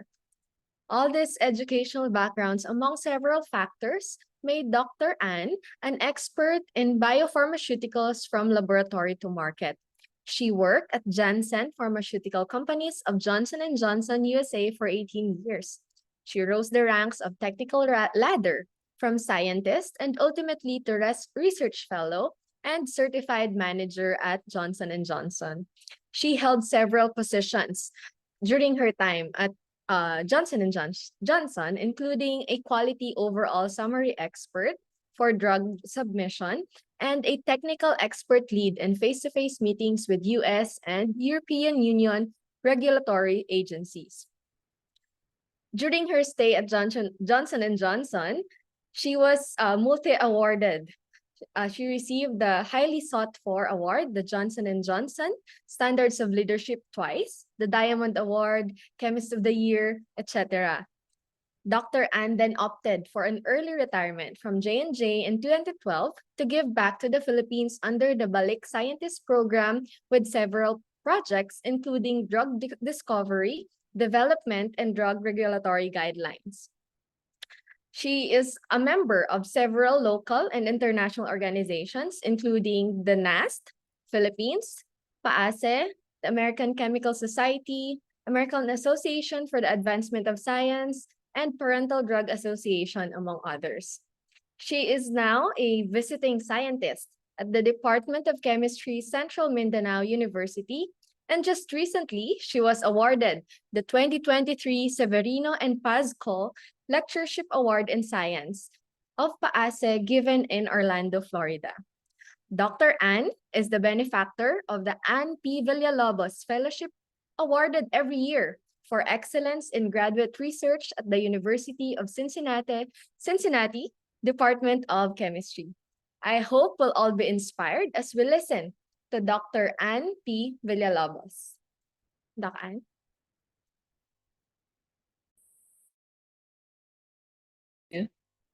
Thank you very much. Let me share my slide.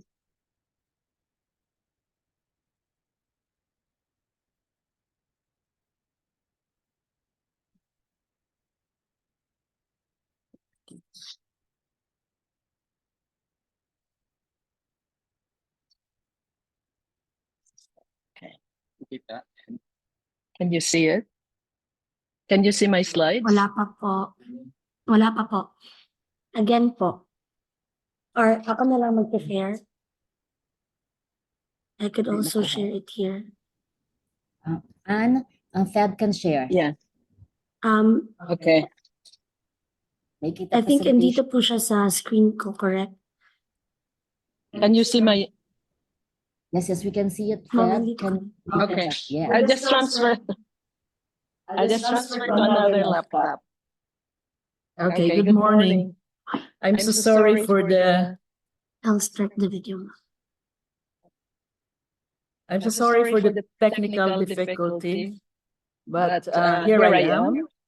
Thank you very much, Dr. Virata and Dr. Sese, for your talks. I really learned a lot from there. And good morning to all. For today, what I will do is I will talk about my science and how I gained confidence from learnings, mentorship by my mentor, and also my mentorship of others, and my experience in academic and in industry. So this is, how do I move?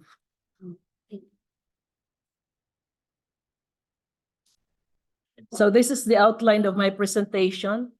I grew up in a small village in Dueñas, Iloilo. So I am from Iloilo. And in my grade school, I enrolled in a pilot class of the province of Iloilo. And I grew up with cousins, brothers and sisters, and neighbors. So that was really a very exciting childhood experience. Now, after graduation from high school, I went to the University of San Agustin, and I ventured as a university working student under Father Benigno Gomez, a Spanish priest from the University of San Agustin. I am so lucky because Father Gomez is a chemist, and he lent me his books. And then at the same time, somehow he mentored me, telling me that chemistry is the center of all sciences, as you can see in this figure. And also at the same time, he was telling me that there are only several principles of chemistry, and I have to just to live with those principles. In short, just be a practicing chemist and you will be fine in your technical life. So after graduation from the University of San Agustin, I was recruited by Central Mindanao University as to teach biochemistry for their new program in Doctor of Veterinary Medicine. That was in 1976 to 79. And this photo was taken in 1977 of the faculty of the College of Arts and Sciences. I was at the rightmost here, sitting at the right. And then when I was in Central Mindanao University, I realized early on that there are no opportunities for me for professional development because I am young. And then whenever there are some opportunities, that should be given to the senior faculty. So that didn't stop me from dreaming that in 1979 to 81, I got a scholarship from NSDB. Lisa was talking about NSTA. Now I am talking of NSDB, which is now DOST. It's a scholarship for MS Biochemistry at the UP College of Medicine. In there, I worked on nutritional biochem under Dr. Macapinlac, that is glycine metabolism for iron deficiency anemia. My work won the Abbott Research Award, first place in basic science by the Philippine Medical Association, and this was published. And as you can see here, I worked, since it's nutritional biochem, I worked on rats. And this helped me a lot later on in my later technical life in the US. Then in 1983 to 84, by the way, let me go back to the MS Biochem.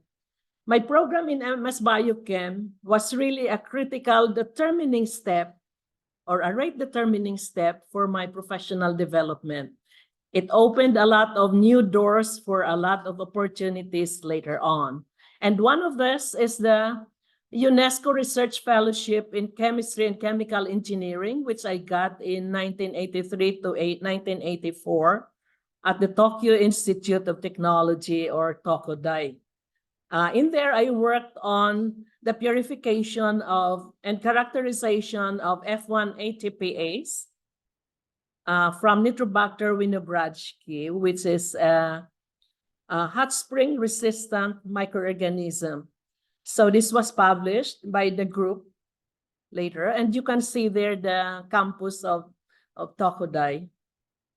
And in 1985 to 1990, I got a university scholarship and graduate assistantship at the University of Cincinnati Department of Chemistry for their PhD program.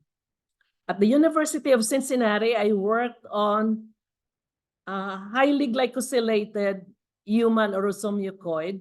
It contains 5 glycosylation sites. 4 of them are N-linked and 1 is O-linked. And you can see here the publications that we have for that. Now, since this is a highly glycosylated protein, you cannot determine the 3D structure of the protein at that time because the instruments were not sufficient enough and sensitive to detect that. So my approach was to map the surface of orosomucoid with monoclonal antibodies. By that, I learned new things. That means that I have to do mammalian cell culture, animal studies again. And since I'm from the Department of Chemistry, we collaborated with the Cincinnati Children's Hospital Institute for Developmental Research that is under Professor Lizard.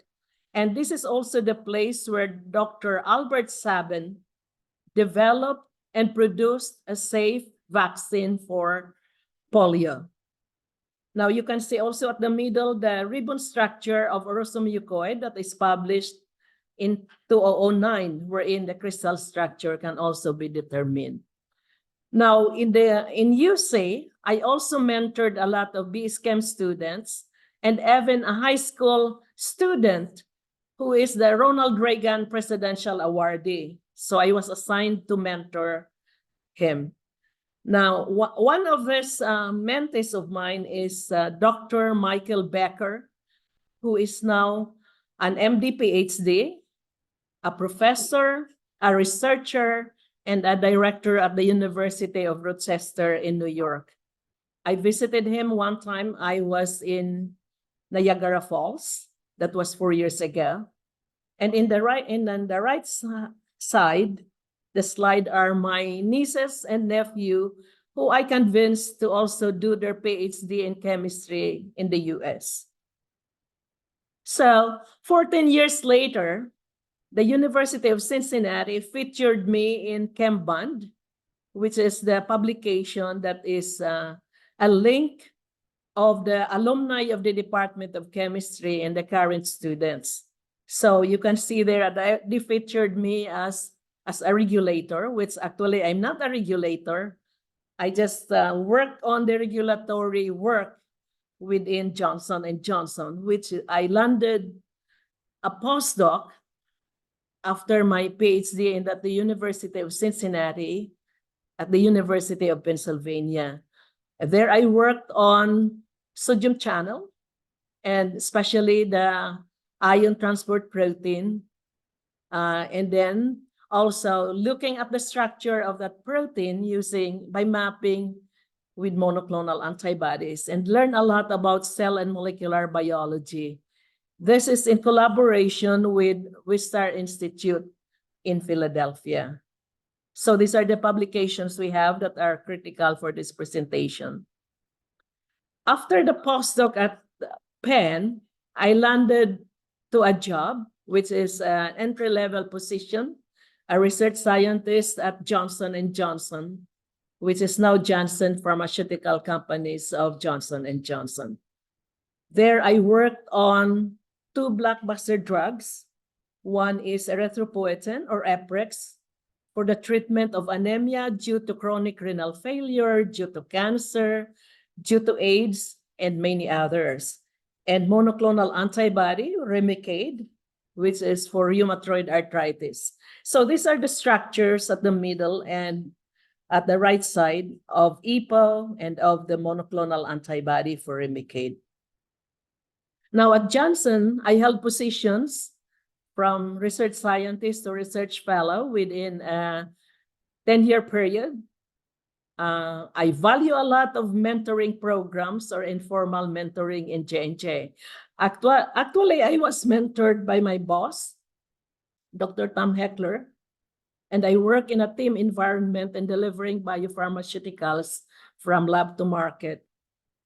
Key scientific leadership to cross-functional drug development teams and licensing units. So there's a lot of collaboration within the company, working with engineers, scientists, QA/QC, regulators, and many others, and especially my boss, and the boss of my boss, and the big boss, and the regulatory agencies worldwide where these drugs are being marketed. My guiding force in J&J is to operate on professional integrity and value competence. Always bring your science to the table, and mentorship is a must. If you are not mentored, it's difficult to go up the ladder in a big corporation. But my way is never say no to assignments, but make sure to have control of scheduling. I will accept it provided I demand my schedule. So that's my guiding principle there. Now, I was assigned in developing drugs from late discovery. That's already focused, that has already been chosen to go into development, into protein production, that is with the cell culture process, as you can see there, the scale up, and also small scale purification and polishing of biopharmaceuticals. Now, I have to design the purification process in a way that the entity is purified by orthogonal approach of purification. That means several chemistries involved in order to obtain a highly pure product. And because of that, I did some significant contribution for business of the company. And this was a recognition of excellence, awarding given by the Vice President of the R&D, that is Dr. Tam Rossi. And then a big award, that's an outstanding performance award. This was a surprise to me. I was just attending the awarding. That's why I was in my working clothes. And then President Carol Webb gave me the Diamond Award, which is the highest award for the company. So there's a lot of benefits that you can have whenever you are contributing to the business of the company. Now, those are all good news, but we have also hurdles in the same product. One of this was in 1990, the BSE-TSA scare in Europe. That's the mad cow disease, that the regulatory agencies in Europe demanded that any animal-derived excipient in a product should be removed. And Johnson & Johnson naturally has to abide by that. That in 1998, the human serum albumin, which is a stabilizer to the product Eprex, was substituted with a small molecule polysorbate 80. You can see the structure of polysorbate 80 at the right at the top, and the former, which is the human serum albumin. The molecular weights are different, it's quite different, but there are some small-scale studies that were done in a way that the polysorbate 80 can serve the same function as the SHA. So that was implemented in 1998. 2 to 3 years later, pharmacovigilance has shown a side effect of that in the product. That is the pure red cell aplasia. That means that there's an unexplained loss of effect of the product. So anemia decreases and many other indications, and it's positive to the antibody test. That means that in some patients, the antibody against EPO is being produced, and its incidence is limited to these patients below. And since polysorbate 80 was the change in the formulation, we look at the effect of polysorbate 80 to the product. So we have a publication here to show that the polysorbate 80 has no effect on the product. And then we developed more state-of-the-art, sensitive and specific analytical assays.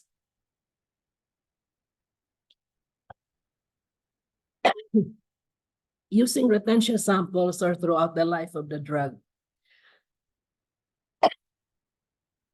Now, all those data didn't give us magic data to show that the PRC is caused by this one. So we run an HPLC of the epic syringe with coated stopper versus one with uncoated stopper, because these two are in the market. And you can see some extra peaks for the uncoated rubber stopper preferred syringes. So these are late states that only occur with uncoated rubber stopper syringes. We have a publication on this because we identified the slit states coming from the rubber stopper, which caps the preferred syringe. Then we did the isolation of those lead states and injected to animals, and we can see an immune response. And at the same time, in the chronology of Eprex antibody in PRCA, later, when we have the Teflon-coated stopper, the PRCA stopped also until now. So it started in 2007, as you can see at the right side of the figure. So because of this, naturally, we got an award. It's a big thing. It's a 2-year study, and we solved the problem. That means that these are the best people that the company had that were put together in order to solve the problem. That's the standards of leadership for Johnson & Johnson, the highest award that the company can give. Now, after working for so many years in the US, I was really thinking of giving back to the Philippines. And I learned about the Balik Scientist program through the PAASE. When I became a member of PAASE, I applied for the Balik Scientist program. Naturally, I have to opt for an early retirement at Johnson & Johnson. So I donated lab instruments with a goal to improve the quality of life through safe and effective drugs, abundance of healthy food, and additional income to the people.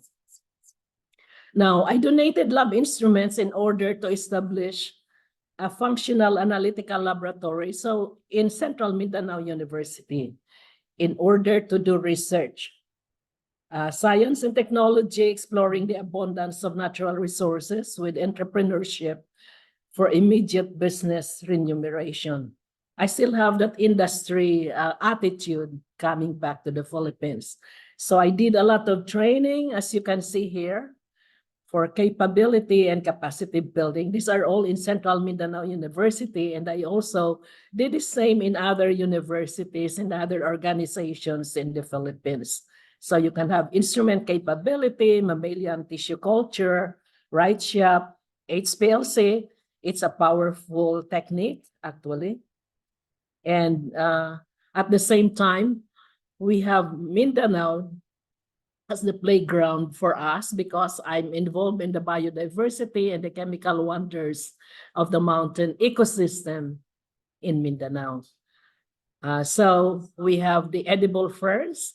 We looked at the components of the ferns that have benefits for health. And actually, we had the edible ferns and fern recipe book, which was published by D.A. Barr. And then we have, I joined a lot of mountain expeditions in Mount Apo, Mount Hamiguitan, collecting samples and so on. And these are the publications that we have in Central Mindanao University. I'd like to take up an important part here, which is the natural fungicide coming from an indigenous plant, Tasmania piperita. It's in the mountains in Mindanao, in Mount Apo, and then also in Mount Kitanglad, in many other places in Mindanao. We have studied this carefully, and we have done a lot of return of investment, cost of goods, and actually it becomes cheap and can be prepared by the farmers. We have also verified this in field studies at the foot of Mount Kitanglad by the Talandig farmers, and at the foot of Mount Apo in Cotabato, North Cotabato, by the Manubo tribe. So practically they have indicated that it has more benefits than what they are using right now as the natural fungicide for tomatoes and lettuce. And also we did a lot of metabolomics work in collaboration with the University of the Philippines in Diliman Institute of Chemistry, and did a lot of computer modeling. And all of this was published in a Philippine Journal of Science 2 years ago. It's also an award-winning study. First place for research in 2017 and development for 2019. And we have adapters also for this natural fungicide. So, as the previous speakers have indicated, you can travel with your science. So I have extra miles for my science in different places, for trainings, for lectures, and many others, and activities with PAASE also. I would like to also include that here in Central Mindanao University, I'm involved in so many projects and mentoring so many faculty, budding scientists, budding researchers, and actually doing a lot of trainings, even in improving the office culture in Central Mindanao University.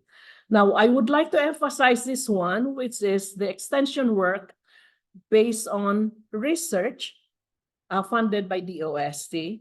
And this one, for the extension work, it's funded by PAASE. And this is through CMU also, with Dr. Victor Amoroso as the lead for the research, which is a DOST-funded research. And the extension work is led by Dr. Curitico. So the goal is to have sustainable livelihood for the indigenous people living in the forest where that forest was used for research.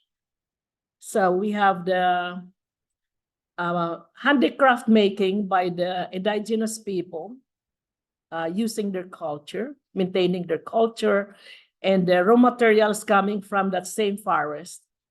And at the same time, we built a nursery wherein some important plants in the forest, important plants based on that research, can be propagated in the nursery and can be sold by the indigenous people in the market, rather than for them to get these plants from the forest. So that means that biodiversity would be maintained. In one of the photos here, I showed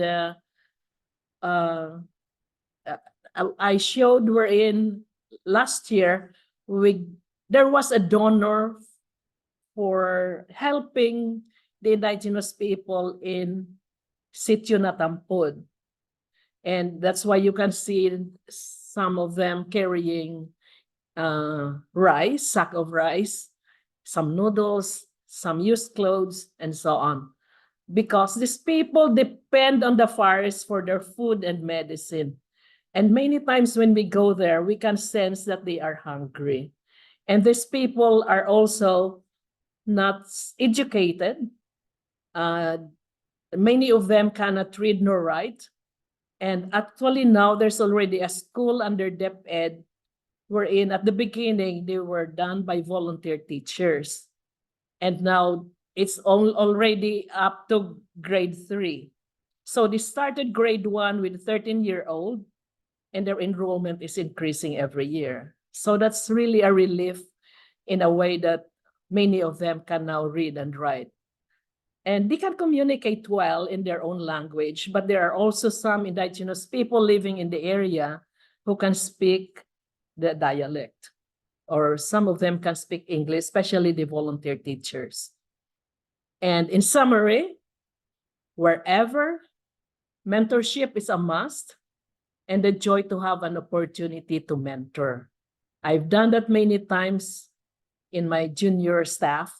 And also there are some that are that have already elevated in the rank, like director of technical writing and writing all the submissions right now. Whenever there's an approval, I ask her if she was the one who wrote it. And that is the joy of being a mentor to this person. Science brought me to so many opportunities and collaborations and solving problems. It's so important to be a problem solver. Life in science is not all positive. There are some hurdles that we can just handle, provided we are problem solvers. And I'd like to emphasize the third one. A practicing scientist lends a helping hand with people that always in mind. Through integrated and collaborative approach to research and product development before improving the quality of life and our livelihood for the people.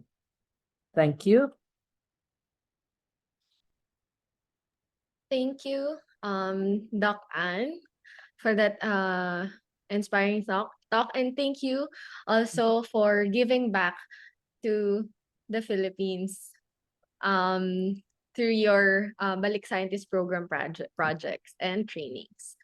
Now, we will first give our certificates. We'll proceed for the giving of certificates to our esteemed speakers. Let me just read the citation. Certificate of Appreciation is presented to our speaker in grateful acknowledgement for imparting your valuable knowledge and insights as a speaker in the Global Women's Breakfast, GWB 2024, with the theme Catalyzing Diversity in Science, held on February 27, 2024. Signed, Dr. Gladys Cherise J. Completo, PAASE President, 2024 to 2025. So we would like to present this certificate first to Dr. Maribel L. Dionisio-Sese. Dean, can you please open your video for a photo op?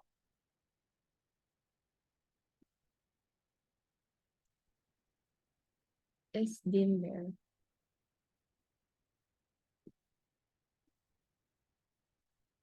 Wala pa siguro.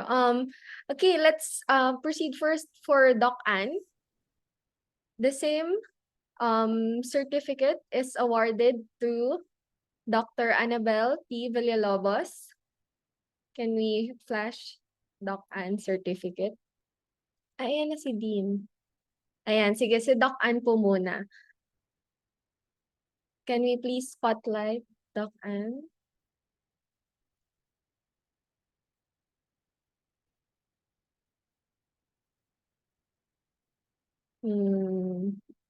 Ayan.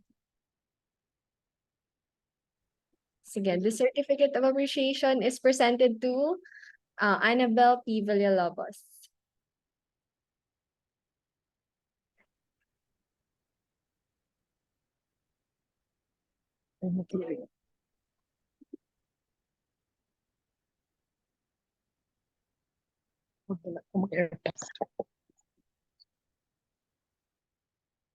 Okay na po, Ma'am Okay Bethel. po.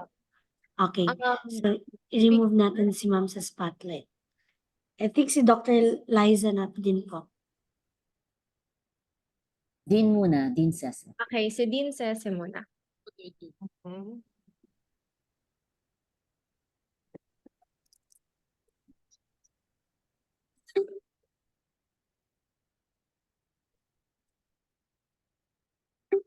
Okay, next. Okay na po yung picture. Ayan. For Dr. Liza Virata.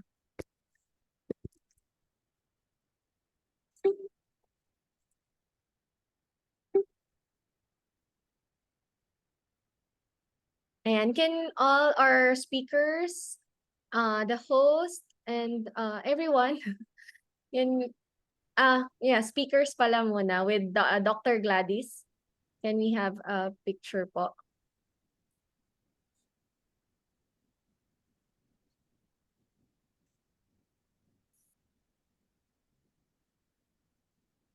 Okay.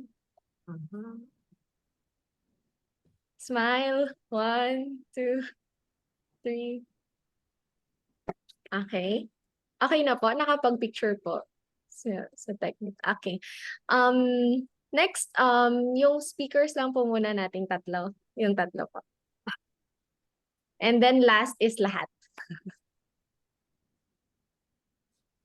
Okay, our speakers and Doc Gladys. Ayan. Okay, 1, 2, 3. Smile po. All right. May I ask the participants, if you can, please open your front cameras for a photo opportunity. Also, for our PAASE colleagues po na merong mug, please do show your mug sa ating photo op. Ayan. Yung mag-picture si Ma'am Feb. Okay po. Okay. Thank you, Ma'am Feb. 1, 2, 3. Yung mugs po, Ma'am Ellen. Yan. 1, 2, 3. Smile. Another one po.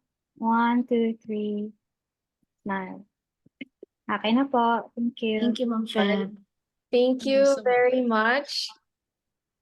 It is now time for our open forum. So everyone, this is your chance to ask questions, to share your thoughts, and engage with our speakers. You may click the raise hand button and wait to be recognized by the host before speaking, or you may just type your questions in the chat box via Zoom or through our Facebook Live. So do you have questions? I am watching via the Facebook Live, so you can comment your questions through Facebook Live so that we could cater it.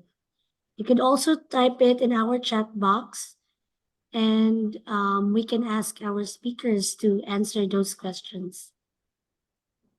Okay, so while waiting for our participants to formulate their questions, I would like to ask the speakers for just a short, maybe two answers. So all your talks have a common theme, which is your journey was supported by mentors and other people who surrounded you to be where you are right now. So can you share to us some non-negotiables when looking for a mentor?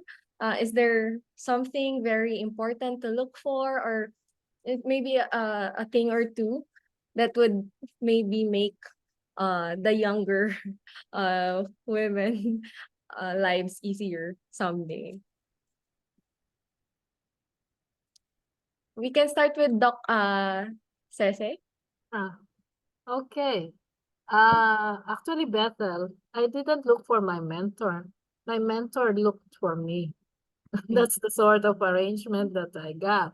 So I didn't look for anything at all. It's a matter of opportunity and luck, maybe you might call it that way.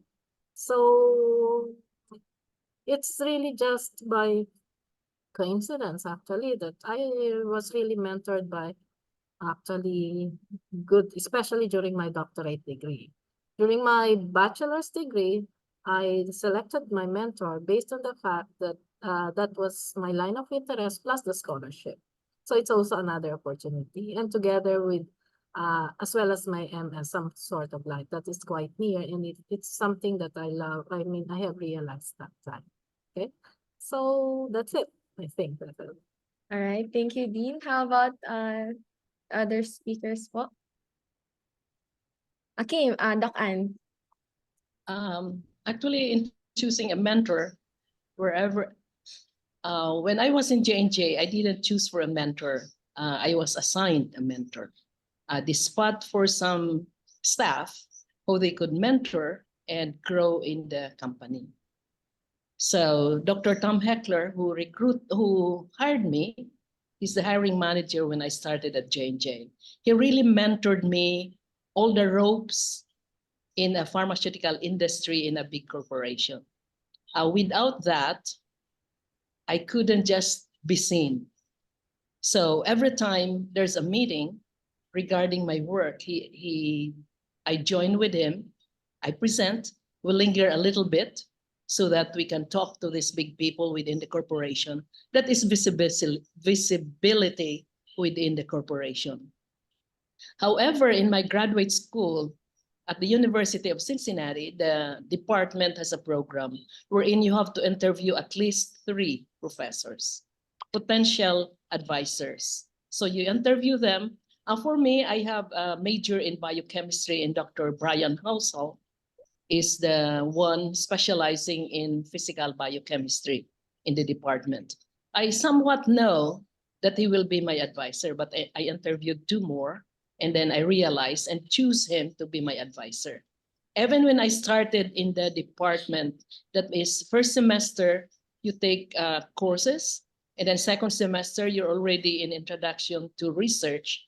You already somewhat eye on your mentor or your advisor. So that's how it's done. So it depends on the department actually, and in the university. But that's how we choose at the University of Cincinnati. And it's the same thing until now. You are given an opportunity to interview more than 1. So at least 3, and then design in a way that you interview them. You just didn't choose at random like that, and so on. And Dr. Halsall really mentored me even when I was already in Johnson & Johnson, because I'm from the Philippines. I didn't know the working relationship in the US. I studied a lot when I interviewed like that and so on. But when you're already in the job, you learn a lot. So you need to choose your friends within the big corporation in that case. And somewhat my hiring manager was monitoring me, who I should be friends with, who I should go with, because I didn't know that in a big corporation, it depends on who you are with. I learned that, and I learned that as I was there for so many years. So I mentor also some others under my function in a way that they will be good, and they will know what are expected of them, because we have performance review every 6 months. So your mentor advises you on what are the critical projects, especially if you are a good performer. They choose good performers, and they groom in a way like this and so on. So somewhat in other organizations, maybe it's different. So that's how it was in mine. And I think it was working well because I also deliver business results. It's not just like in a way that you are being given favor. No, it's not that way. It's still an equal opportunity. And I'm so happy that I was recognized, though my background is I'm from the Philippines, I'm a woman. I didn't feel that way when I was in Johnson & Johnson. So every time I'm asked in the Philippines, they ask me if I experienced racial discrimination. I said, I don't think that is in my vocabulary because that's my experience. Thank you. Yeah, that's nice. Thank you, Doc Ann. How about Doc Liza? In my case, I got to choose my PhD advisor from the lab rotations. Actually, at the start of the first year, the faculty actually introduced themselves. So more or less, you already have an inkling, like when they describe the research, what seems interesting to you. And it's just a matter of going through the lab rotations of 3 that you pick, to see if it fits you, if you, other than personalities din, if you have that chemistry, that you can work together. So it was good to have those lab rotations. So at least for a few weeks, you get to know them a little bit and see if you can work with them. Yeah, it depends on other than personalities. And I thought that Kathy was the best one who would show me the ropes. And since she was a woman, she was very driven, very passionate about science. So, and she wanted to share, what she had gone through also. That's why she recommended the physiology course. So I could be immersed in like we were calling it the concentration camp for scientists. So that you will just talk science all day long, even into the night, like that. But she was really giving it her all since I was her first grad student. And she's been very successful also ever since in getting her students to graduate and have fulfilling careers. So She was she was my role model of a woman scientist. All right. Thank you for your answer. So basically, it's a mixture of your opportunities, of the opportunities that was given, and it depends. Now, for our participants, it depends, and we just have to create those opportunities then for ourselves. Okay, so We have one question here, Ma'am Bethel. we have one question via Zoom. Yes, ma'am. In the group chat. All right, Shall let I me read read it? it. Good morning, everyone. I am Daniel Ruth Hipolito, an undergraduate biology student from UPLB. For our three speakers, I would like to hear about your struggles and triumph as women in STEM. So struggles and triumphs as women in STEM. Could you share a particular or specific instance where your gender has influenced your careers? So anyone can answer first if you have an answer now. Yeah. Okay. If I may start, because I was the first one who answered a little while ago. Actually, as a female, as a woman, I didn't see any gender inequality. I was not subjected, even when I was in Japan that time. I mean, what I think is the only question I got when I went for my doctorate studies in Japan was, where's your husband? Okay, why are you here? But then later, it doesn't have anything at all, because what you have to do is to strive to work harder, to work smart. That's what Lisa, Dr. Virata had said a little while ago. Work smarter, and they will realize your competencies. They will realize your worth. Even when I pursued my postdoctoral studies, I mean, in any other institution, I haven't found any discrepancy or somehow inequality. I was not subjected to that. And in fact, I tend to elevate my gender, because in the sense that in a certain laboratory, I was the only female. So they tend to baby you because you're the female in the group, the only female in the group. And they really, all the males are very nice to you. The only thing I experienced wherein I saw really that there was this gender inequality was when I went to South Africa for a conference. And then there I realized that, because most of the women there, African women who talk about that, was this gender inequality, which luckily I said that we are not experiencing here in the Philippines. I think that's it, Beta. Thank you. Thank you, Dean. Lisa? Yeah, same with me. There are a lot of women in science, and in fact, they're really hardworking and very inspiring. So in my field, I mean, it's men and women. They're, basically equal. Maybe in the older generation, there could be some inequality. I noticed one instance when I was interviewing at Harvard cell biology department. The professor I was interviewing with, she invited me to a symposium that was happening that day. So I said, okay, there's like extra perk you get to attend.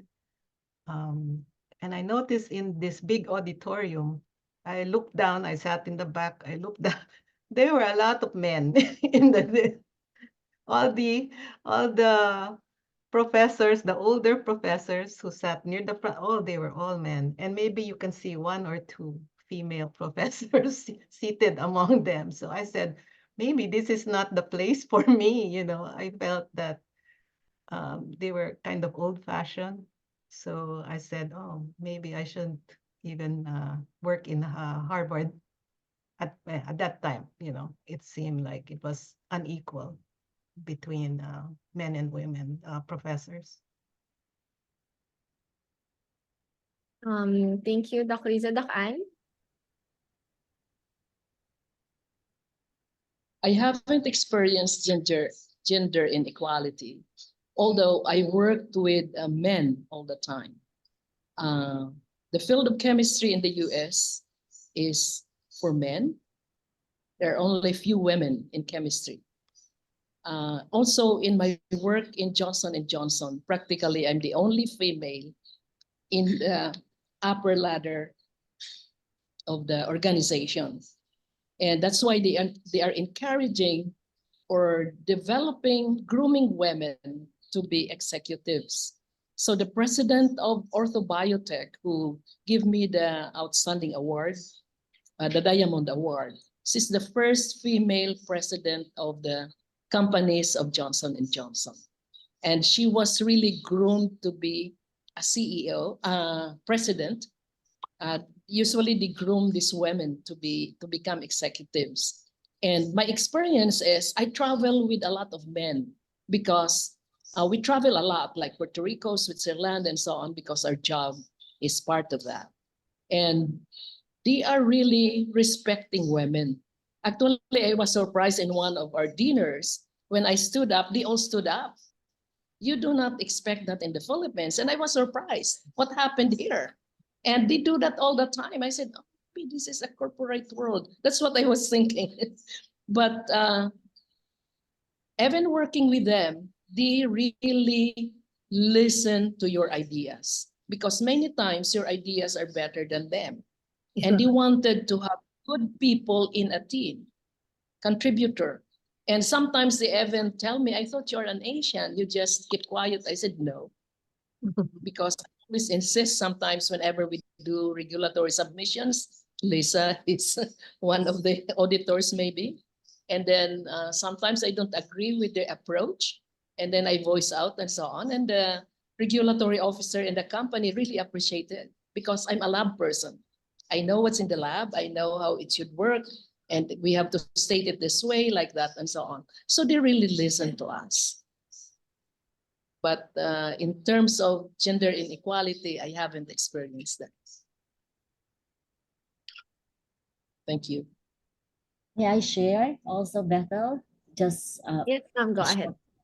So I just wanted to share because I was trained as a synthetic chemist, and I knows this that there are very few female, right, synthetic chemists in most of the labs in the U.S. So, and same with the experience of Dean Sese, if you're the only woman in the lab, I always say this to my students, you're the muse. So we were treated really very well. But also sometimes with although sometimes I had some experiences with other nationalities, actually Asian nationalities, this a little more competitive. But I think if you just work well and show to them that you have good work ethics, you eventually you will earn their respect. So of course at the start people are gauging you, so you really need to do work well and show your proper work ethics. Okay, thank you very much. May question Thank pa you, ba? ma'am. Meron po. From CMU student po. Thank you, Ma'am Gladys, for those insights. This question is from Faye, a BS Chemistry student of CMU. Her question is, in your perspective po, will the scientific progress and its integration to the Philippine society be developed enough for aspiring scientists to stay and flourish here in the country? Also, what would be your advice to those who will decide to do so po? Yun yung question ni Faye. Who will answer first? Yung main yung main point niya is, will the scientific progress and its integration to the Philippine society be developed enough for aspiring scientists to stay and flourish here in the country? I think her point is about the opportunities that awaits the scientists, the Filipino scientists and Filipina scientists here in the country po, based on your perspective. I can always, yes, if I may answer the question, being Yes, right Dr. now here in the Sese. Philippines, okay. I think, yes, in a way, that's always been my case na you do your best, you try to see where you fit. I had a very long time actually in Japan where I was already integrated with the society there. And then you have to balance everything, okay? Your family, your work, and decide later on in life what is best for you. Okay, it may not be the same path for you. It was actually the path for me. Okay, I decided to stay, to come back after being integrated. Really, my sensei professor then was actually asking me, will you stay and will not? But then I have to decide at the critical point in time. Okay, and then I did not regret even that decision because I know that even in the Philippines, you can do well. And I had the chance also to do my research from time to actually do advanced research because you can go to other countries, spend some time there, and then come back again to impart the learnings that you got from there. So the publications keep going on and on still in spite of that fact. And it's only you who can really, you have to really do what you can in order to contribute to the society, not only in the Philippines, but also globally. I think that's all. Ellen? Thank you, Dr. Sese. How about Dr. Ann?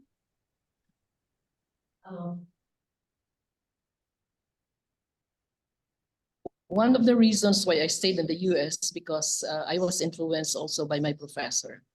I wanted to go back to the Philippines after graduation. I was already prepared. I was told in CMU that I wouldn't be promoted. I will still hold the same position as I had before, and they will decide what to do with me. So my professor said that is really not a good condition. It's difficult for you to come back here. You're already highly trained and so on. So that's one of the reasons why I stayed in the US. And I didn't repent on that because I got a lot of training in the US, a lot of opportunities, and become financially stable. So when I came back here, I am not just depending on my allowance or whatever.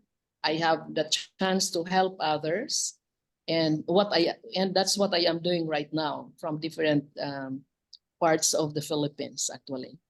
And when I was a new Balik scientist, actually I was asked that by one of the media, the press. Why did you not come back to the Philippines right away after your graduation?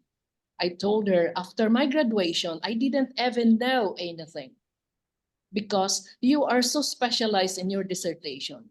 Even in my open defense, because I'm already sure I will pass because the closed defense was done, I said that as if I feel I do not know anything anymore because I'm specialized to this protein, everything on that protein and so on. I didn't know the other part of the world. I didn't know cell and molecular biology. That's why I did my postdoc in cell and molecular biology. And then later on, I got a lot of opportunities. I came back to the Philippines so prepared and ready to help whatever problem there could be because I was really trained to be a problem solver in J&J. It's an industry, but it is one wherein they really treasure the good people that they have and they develop these people. And I'm one of those. I can say that I'm one of those that was really developed by Johnson & Johnson. All the people that I report to, they always count on me to solve the problem. That's why I also retired early because I thought I will die with this one. Because whatever problem is there, they know that you can just solve it. So you do not sleep, you work like a dog. So I said, that's it. I have to go back to the Philippines and then just help. And that's what I'm doing right now, going back and forth and so on. So there were a lot of opportunities that I could have missed if I came back after graduation for my PhD. And I wouldn't be able to help many in the Philippines if I did it at that time. Sorry for my honesty. Thank you, Dr. Ann. How about Dr. Virata? Yes, I opted to stay in the US, after my postdoc, just because, I don't know, I thought I could thrive better here. All the resources are available, you know. Um, so I sort of experienced like culture shock going back to the Philippines after being in the US, for grad school. And then it took a while for me to adjust again to the way of life, you know, and being back in the academe with all my former professors. So yeah, I thought that I would do better in the US and further my scientific career by working in the US. Yeah, the conditions weren't right for me to stick it out in the Philippines at that time. That's uh, that's all I could say. But I'm helping through PAASE. I'm glad I've been with PAASE for a long time, since 2002, and I always try to promote it. And any postdocs, grad students that come my way, I always try to help out, especially those who are just adjusting, to uh, living in the US, just the day to day, So we offer friendship and other types of support. Syempre, networking also. And we just recommend, you can go talk to this person, that person, So in that way, Thank you, we're also Dr. helping. Virata. Thank you, Dr. Virata. Wrapping up your answers from the previous question, whether in the Philippines or abroad, the scientist has really a lot of opportunities that awaits. It just depends on your dreams. And of course, we thank our speakers, Dr. Sese, Dr. Virata, and Dr. Villalobos for extending your help in our budding scientists and in our undergraduate students, especially for giving insights about grad school application, the life in research, and even when landing a jobs, the tips and tricks in succeeding in the field of science. Thank you for your insights and your for extending your expertise to us Filipina scientists who are still thriving our way in the field of science. Bethel, take it away. Ayan, thank you, speakers. Really, just a morning session is not enough to talk about everything. So, we'll stop taking questions. Um, this is supposed to be a breakfast, but it's almost lunch. So now, we we want to listen to our student reactor for the impression of Scarlett E. Casimiro, a BS Chemistry student of Central Mindanao University. Scarlett. Good day, everyone. I am Scarlett Casimero, a BS Chemistry student from Central Mindanao University. And I would like to take this opportunity to thank Ma'am Ellen Pandan and the PAASE for this opportunity. As someone who aspires to become one of the many great women in science, this forum is actually a very great platform to champion inclusivity in the field of science. In behalf of the young scientists all over the Philippines, we are truly honored and grateful to have witnessed the inspiring talks of three inspiring women. Having the opportunity to envision your experiences, it made me even more dedicated to do good as a student, to build a strong foundation to become someone like you. I know it's not just me, but also my co-students here in the Zoom meeting and watching our Facebook Live. And I have three main takeaways from the talks of our speakers. First, from Dr. Sese's 5 Fs, science is fulfilling and financially rewarding. As chemists in transit, we learn new things in school and soon in our workplaces. And as we learn, we'll also have fun by traveling and, of course, looking forward for the financial freedom promised. Second, from Dr. Virata, we can learn many novel techniques as we embark on our careers. And I also learned a lot on her very detailed graduate studies journey, where we can also hint on what to do if we'd like to pursue grad school. And third, from Dr. Villalobos, never stop dreaming and always hustle. Hold on to Dr. Ann's principle. Never say no to assignments, but make sure to have control of scheduling. Engage in a lot of trainings to further hone your skills and knowledge in science.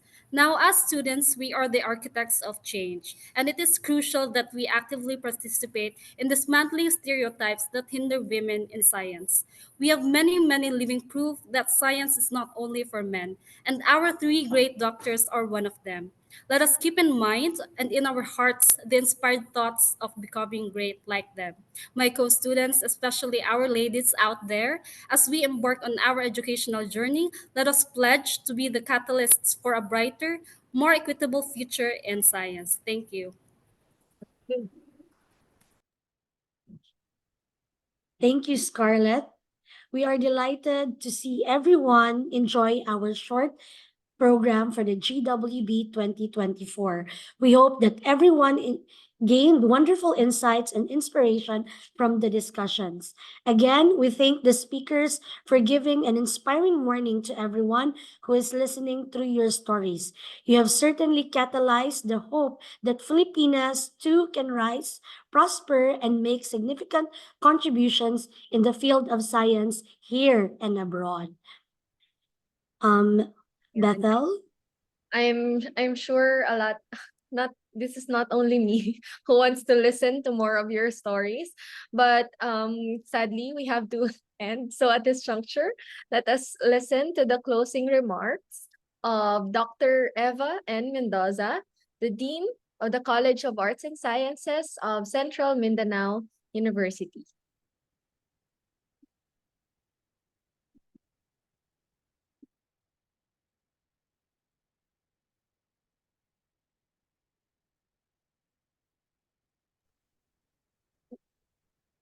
Dr. Eva Mendoza. There. Sorry. Okay, good morning again to all of us. Still good morning and greetings from the College of Arts and Sciences of Central Mindanao University. First of all, let me thank PAASE and the organizers of this Global Women's Breakfast 2024 for the opportunity to be part of this conversation of Philippine scientists, educators, policymakers, and students, and everyone who is here virtually. Let me also commend PAASE and the organizers for coming up with this event, primarily because I am also an advocate of gender equality. Just a brief introduction of my being a gender advocate, if I may be allowed.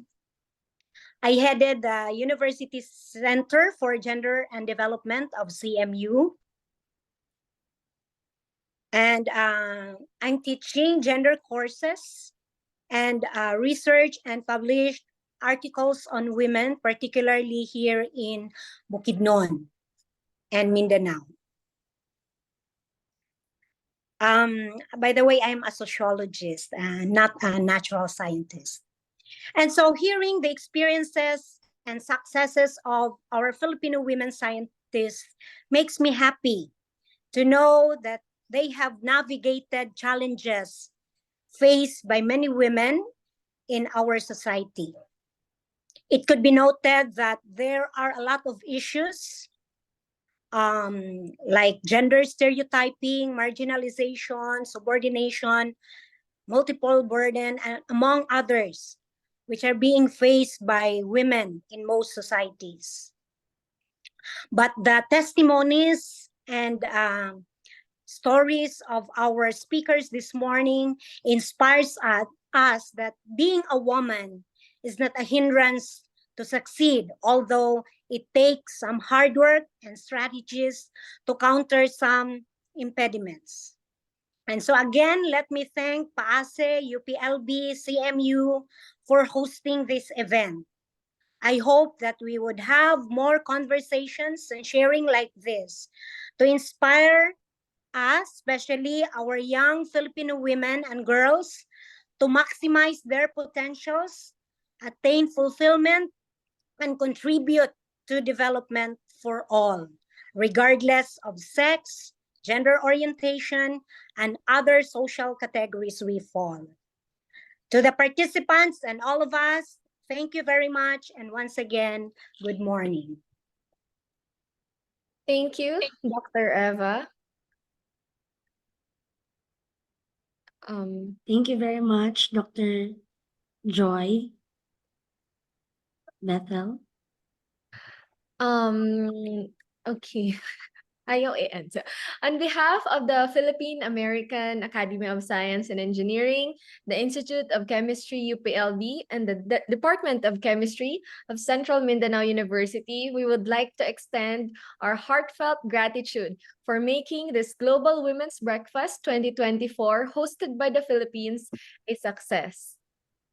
But before we end, we would like to announce that you can scan the QR code or visit the link for the evaluation form. This will be the basis for the giving of Certificate of Participation.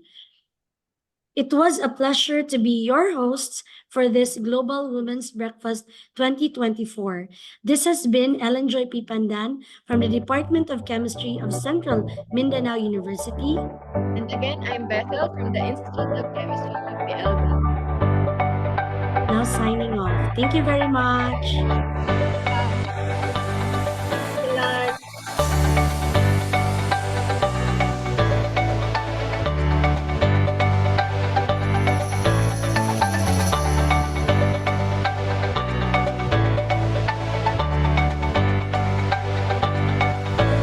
Bye, Gladys. Thank you. I have to go. See you tomorrow.